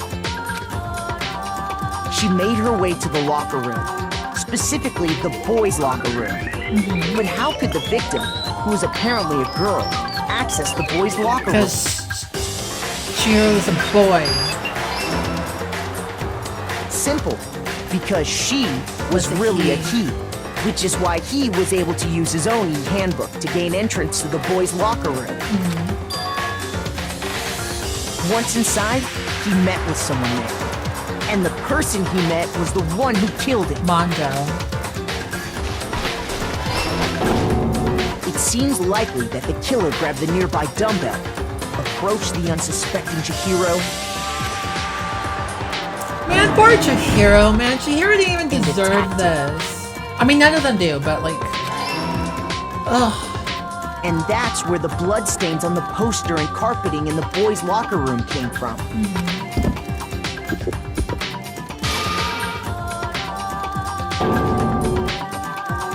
It was likely in the heat of the moment. The body was arranged, but the murder itself felt unplanned. Which is why the killer hurried to try and hide the act. First, pulling up the bloodstained carpet. Then, removing the bloody poster.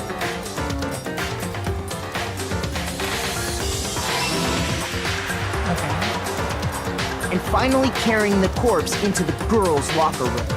A girl's handbook was necessary to get into the locker room, of course. But this alone doesn't prove that the killer was necessarily a girl. After all, Sayaka and Junko's handbooks had been placed in the main hall. Using one of those, a boy could get into the girls' locker room without much problem. And that's exactly how the killer did it. With the carpet and the poster they brought with them, they got to work. They changed the layout of the boys' and girls' locker room in what you might call a crime scene switch. Then here comes Byakuya, found it. That could have been the end of things. Just messed with the But no. evidence.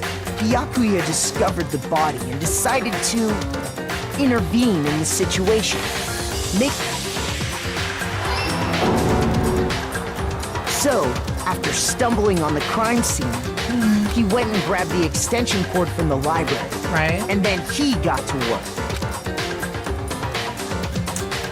He used the cord to string up Chihiro's lifeless body. Poor Chihiro.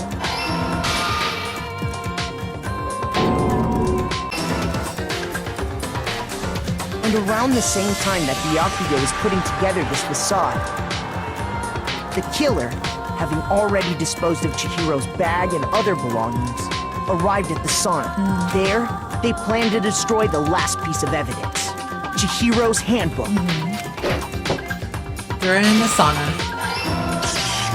And just as the killer expected, the steamy sauna was enough to ruin the electronic gadget. Somehow, the killer knew that the handbook couldn't stand up to the heat of the sauna. And the reason they knew that is because the sauna had already wrecked their own handbook. And that's how it all played out. Mondo. Mondo! Isn't that right, Mondo Arata?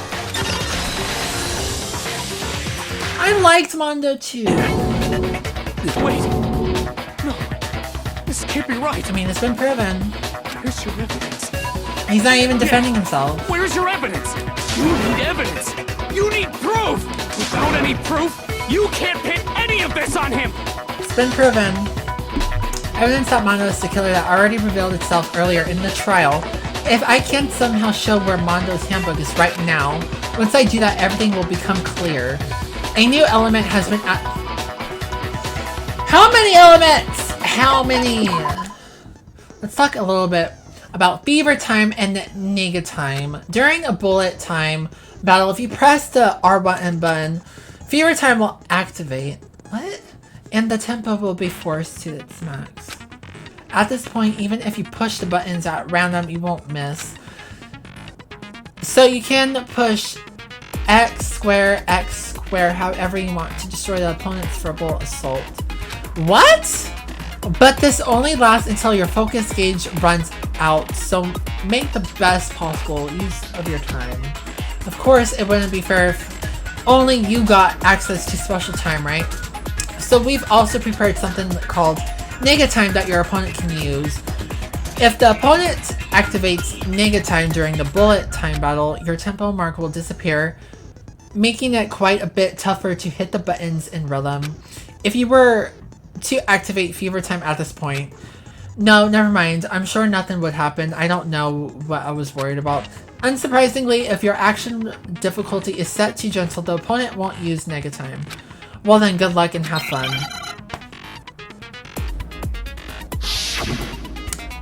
Let's see. Show me some evidence. Okay. You're wrong. Right?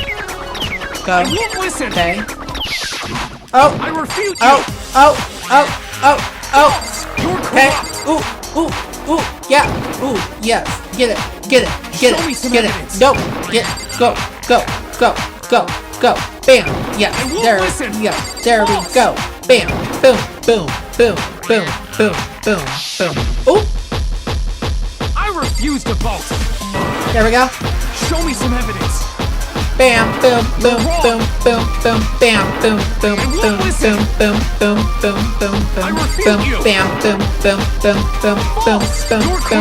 Bam. Vital strike. Show me some No. evidence. There we go. Get him out.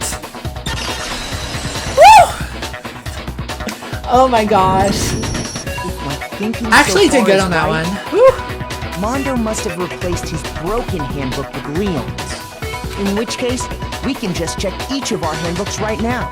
Once we do that, we'll... We don't gotta do that. Huh? Yeah. Are you admitting? Yeah. Are you admitting? I killed him. He is admitting. Why did you kill him?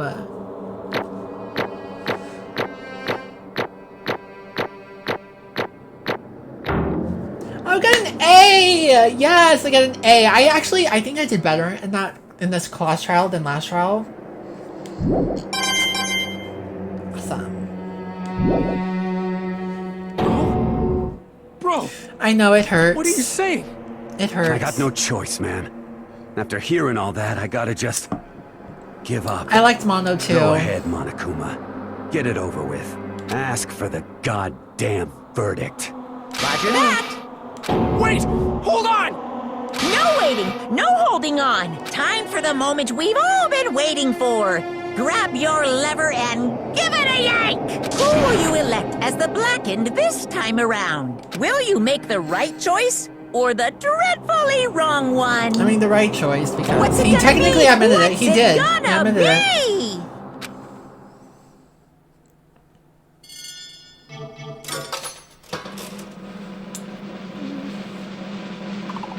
Man, I liked Mondo. Mondo, why'd you have to kill Chihiro? What?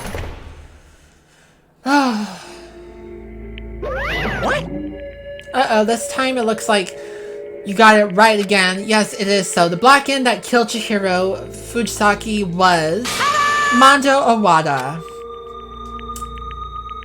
Oh. In case you're wondering, the vote was not unanimous. Kiyotaka chose the wrong answer. You're treading very close to the danger zone. Mr. Ishimaru, you need to be more careful. I refuse to believe it. There's no way. No way he would kill someone. Sorry. What is this? Why are you apologizing? Why? Why did you do it? Now then. Well, it looks like Mondo's taking a vow of silence, so allow me to explain it on his behalf. Actually, the story of the murder this time is the sad story of two men. Oh, but for anyone who doesn't really want to hear it, you can hit the 0 button. Alright. Anyway, there was once a young boy, and his name was Chihiro Fujisaki. He had an extremely inferiority complex regarding his own lack of strength. You're so weak, even though you're a boy. He'd heard things like that as long as he could remember, and he couldn't overcome his weakness. On the contrary, he tried to hide and buried himself further and further into that weakness. To take on the fragile form of a petite young girl, he had chosen that as his way out. Now nobody will be able to say anything about even though you're a boy, but no matter how tightly he wrapped himself up in that shell. The inferiority complex had already taken root deep inside of him and was not so easily weeded out. As it turned out, the shell was completely empty. The complex didn't disappear. Instead, it only grew stronger and stronger. I'm weak. Weak. I'm sorry, Chihiro. Once the killing game had begun, here at the school, he had no choice but to accept this fact. Ow. After all, this world is survival of the fittest. If you're not strong, you don't survive. And then the lovely and hateful Monokuma announced the revealing of the embarrassing secrets, which of course included Chihiro's embarrassing secret, which I was more than willing to divulge. Even though he dresses like a girl, Chihiro actually a boy. Hey, And that was something Chihiro couldn't let anyone find out, no matter the cost. If that was revealed, it would be the end. The hardened shell would crack, the armor would fall away. Without a doubt, those around him would torture him more than ever before. Everyone figured being thrust into such a dilemma must have sent him spiraling into despair. What? And yet... I'm sorry. I don't really want to talk about it right now, but I also don't want to leave things the way they are, so maybe I can talk about it later. After I try my best to become strong, then I can tell everyone.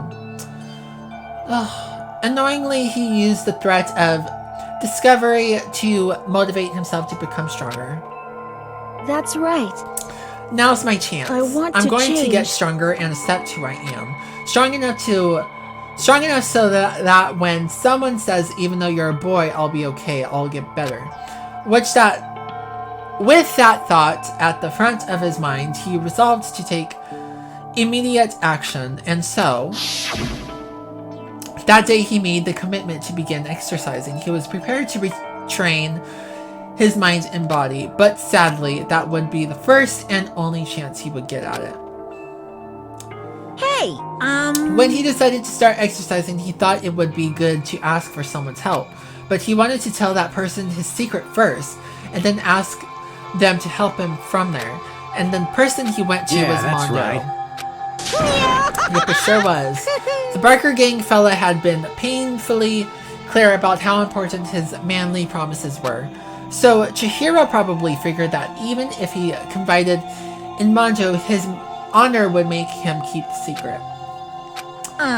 Plus, Mr. Macho Mondo was the very symbol of a strong man that Chihiro had always aspired to. Maybe talking to Mondo about it will help give him some courage, so he went and asked Mondo to help him become strong. That was his aspiration. And he thought that only with Mondo's support would he ever be able to come close to that. Correct. So then that must be why Mondo did what he did to keep the promise he made to Chihiro. Huh? What did he do? You mean that's why Mondo carried Chihiro from the boys' locker room into the girls' locker room? Indeed. Yes, that's exactly what I mean. Wasn't that to cover up what he'd done? Certainly. That could have been part of it, but I don't think it was the main reason. The real purpose was to keep the promise between men he'd made to Chihiro. But how does moving the body keep it secret? Because if everyone knew he'd been killed in the boys' locker room, then everyone would have been arguing about how she got into the boys' locker room, right? Once that started up, at least a few of us would have immediately begun to suspect his identity. So he tried to protect Chihiro's secret by putting him in the girls' locker room and stealing his handbook, see? Then Mondo did all that to keep the promise he made to Chihiro, who he'd also killed. Why would he do that? The more I hear you talk, the more I don't understand. I mean, you guys trusted each other, right? So why did you? Because no matter what, I didn't want anyone to know. I knew it. So that's what triggered it after all. The possibility of having our embarrassing memories and secrets exposed. What is this? That's impossible. Nothing could have been that bad. Something he didn't want anyone to know, even if it meant killing someone. You're wrong. It's impossible. Don't make me How many repeat times myself. must I repeat myself? To judge others by your own standard is the height of folly. Even if you can't comprehend it, he obviously can't. That's all there is to it. Well, while we're on the subject, why don't I tell you? That embarrassing memory, that secret he didn't want anyone to know. Hey, You know what Mondo did? He killed his own brother. What? You killed your brother? Mondo, the ultimate biker gang leader, makes all the hoodlums and riffraff across the country tremble. But the only reason he had a chance to join a gang in the first place was because of a certain someone. You killed your brother? Mondo's older brother name was Daya Awada. Mondo had nothing but respect for him. It was because of Daya that Mondo ever got on a motorcycle. So why did you kill him? Mondo's brother was his only family growing up. He was the only one Mondo could trust or respect. He wanted to measure up to his big brother, so he imitated him in everything he could. Everything he did. Mondo was the epitome of the starry-eyed kid brother. Meanwhile, the charismatic older brother had put together a local motorcycle gang. And before anyone knew it, it had grown into the biggest biker gang in the country. Daya, the older brother, number one in the gang, and his number two, his younger brother Mondo. And the beginning, everything was peaches and gravy. But when Mondo started to think about how he would have to take over the gang from his brother someday, his brother's greatness, his reputation began to gnaw on Mondo's very soul. The kid's gonna take over for Daya, huh? Daya created this gang with his bare hands. Mondo's just along for the ride. Can someone like that really be our leader? All that will do is make the gang look bad. Almost every day, Mondo heard the gossip and whispers of the other members of the gang, which is why I just... gotta get stronger and stronger than Daya. Once, just one time. No matter what, I gotta win. I don't care what it takes. I gotta come out on top. And on the night of his amazing brother's retirement ceremony, Mondo's challenged him to a street race. But during the race, tragedy struck.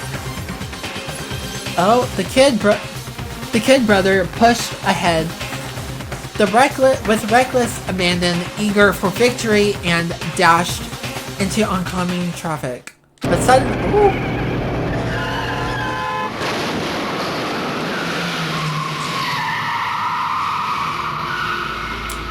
so his brother laying in his kid's brother's arms, the older brother delivered his final words. My bad, kid, I fucked up, sorry. Of course, he knew it was his brother's fault, but Daya never blamed him for what happened. Hey kid, the rest is up to you. No matter what, you gotta keep the gang together, cause it's the team, you and me put together. It's a promise between men. Aww. He decided to hide the truth of what happened from everyone else in the gang. In order to keep the gang together and keep the promise to his brother, he could never admit to anyone that it was his own weakness that had caused that accident. And the result, the team was made even stronger under the banner of the kid who'd bested his big brother. Daya was gonna lose his kid brother, so he got stupid and got himself killed. That became the explanation for what happened. Mondo's lie became the truth, so he just feels responsible. He wanted to lead the team so bad, he was willing to tell all kinds of lies about his brother. I'm strong. Strong. And yet... As soon as our killing game began, he realized, no matter how tough he pretended to be, he was just... And then that hateful Monokuma announced the revealing of the embarrassing secret. And the point, it was clear I would have no problem shedding light on his secret. Mono killed his own older brother. No matter what, I couldn't let the other gang members find out. If that happened, everything would have been ruined. Everything me and my brother had worked to create would have been destroyed. His death, all the guilt I've been carrying around, it all would have been for nothing. So that's why Mondo, after I saw that Monokuma had on me, my head filled up with the kind of fuzzy uneasiness and just started swirling around. I'd never felt like that before. I don't know what to do about it. I wasn't sure what to think or say, but after a while, that fuzzy easiness turned itself a rock-hard lump of anxiety way down in my stomach, and it was right around then that Hiro asked me to start working out with him. And right there, he told me a secret. Seriously, Jesus. I'm sorry I lied to you. But why? Why now? Why are you telling me this all of a sudden? Huh? Because, I mean, you've kept that secret all this time, right? If anyone found out, you would... But... You're right, but... I want to change. I wrapped myself in lies. I'm weak. I want to destroy that version of me forever. His words were like a knife in my gut. I felt like he was exposing the lie I'd been living myself. I have to change. I don't want to be weak anymore. You're so strong, I can't hurt you, right? Whatever secret Monokuma might tell us. You piece of... So what? You're saying I should just say it? What? You're saying if I really am, I should just be able to tell everyone my secret? Huh? I was jealous. I was jealous of Chihiro's strength. He had the strength to face his own weakness, to try and overcome it. It was the kind of strength I've never had, so I was jealous of him, and that jealousy broke me. What? Are you making fun of me? I'm strong. Are you fucking with me right now? No! I'm not making fun of you. You really are strong, Mondo. I felt like I could hear something starting to creak. Something inside my head. What did you want me to do? What was I supposed to do? Was I supposed to just sit back and let my secret get revealed and ruin everything? I don't remember anything after that. When I woke up again, he was laying at my feet covered in blood. I had the dumbbell in my hand and I was just staring at him down on the ground. I killed him. I killed Chihiro. you, even after all this time. I'm still just as weak as I've always been. And thanks to that, I did something I can never take back. Mondo, he was normally so aggressive, so angry. He hid that weak side away from everyone. That was his secret. A weakness like that lived in a heart like his and it turned him cold-blooded. God damn it. Look at him. You see, you're all just like him. For a secret from the past, for a memory. For that, he killed another living human being. No, living human in cold blood. He couldn't cut free of his regrets. From the outside world, he doesn't know what true strength is. Do you see hope anywhere in there? Because I sure don't. You bastard. Just shut up, you son of a bitch. Go ahead, say that again. I dare you. Yep. Okay, I'll say it as many times as I want, is what I want to say, but unfortunately, I can't do that right now because the time for punishing is fast approaching. Punishing? You mean execution? That's what I promised you, right? The blackened that deserves the peace will be punished. Ridiculous. Hold on. Now then, I prepared a very special punishment. For Mondo Awada, the ultimate biker gang leader. No, wait. Let's give it everything we've got. It's punishment time. Oh shit, here we go. Sorry, man. I couldn't keep the promise we made. I'm sorry, Mondo.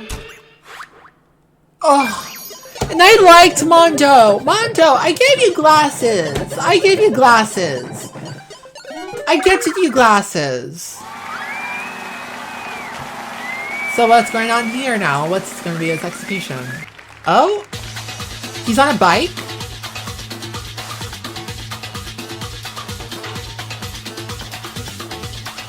Okay, all right. So it's gonna go inside there. The cage of death. Ooh. So it's just gonna keep doing that. Oh wow.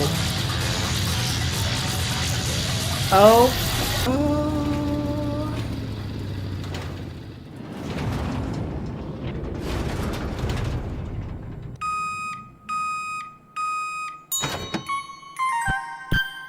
He turned him into butter?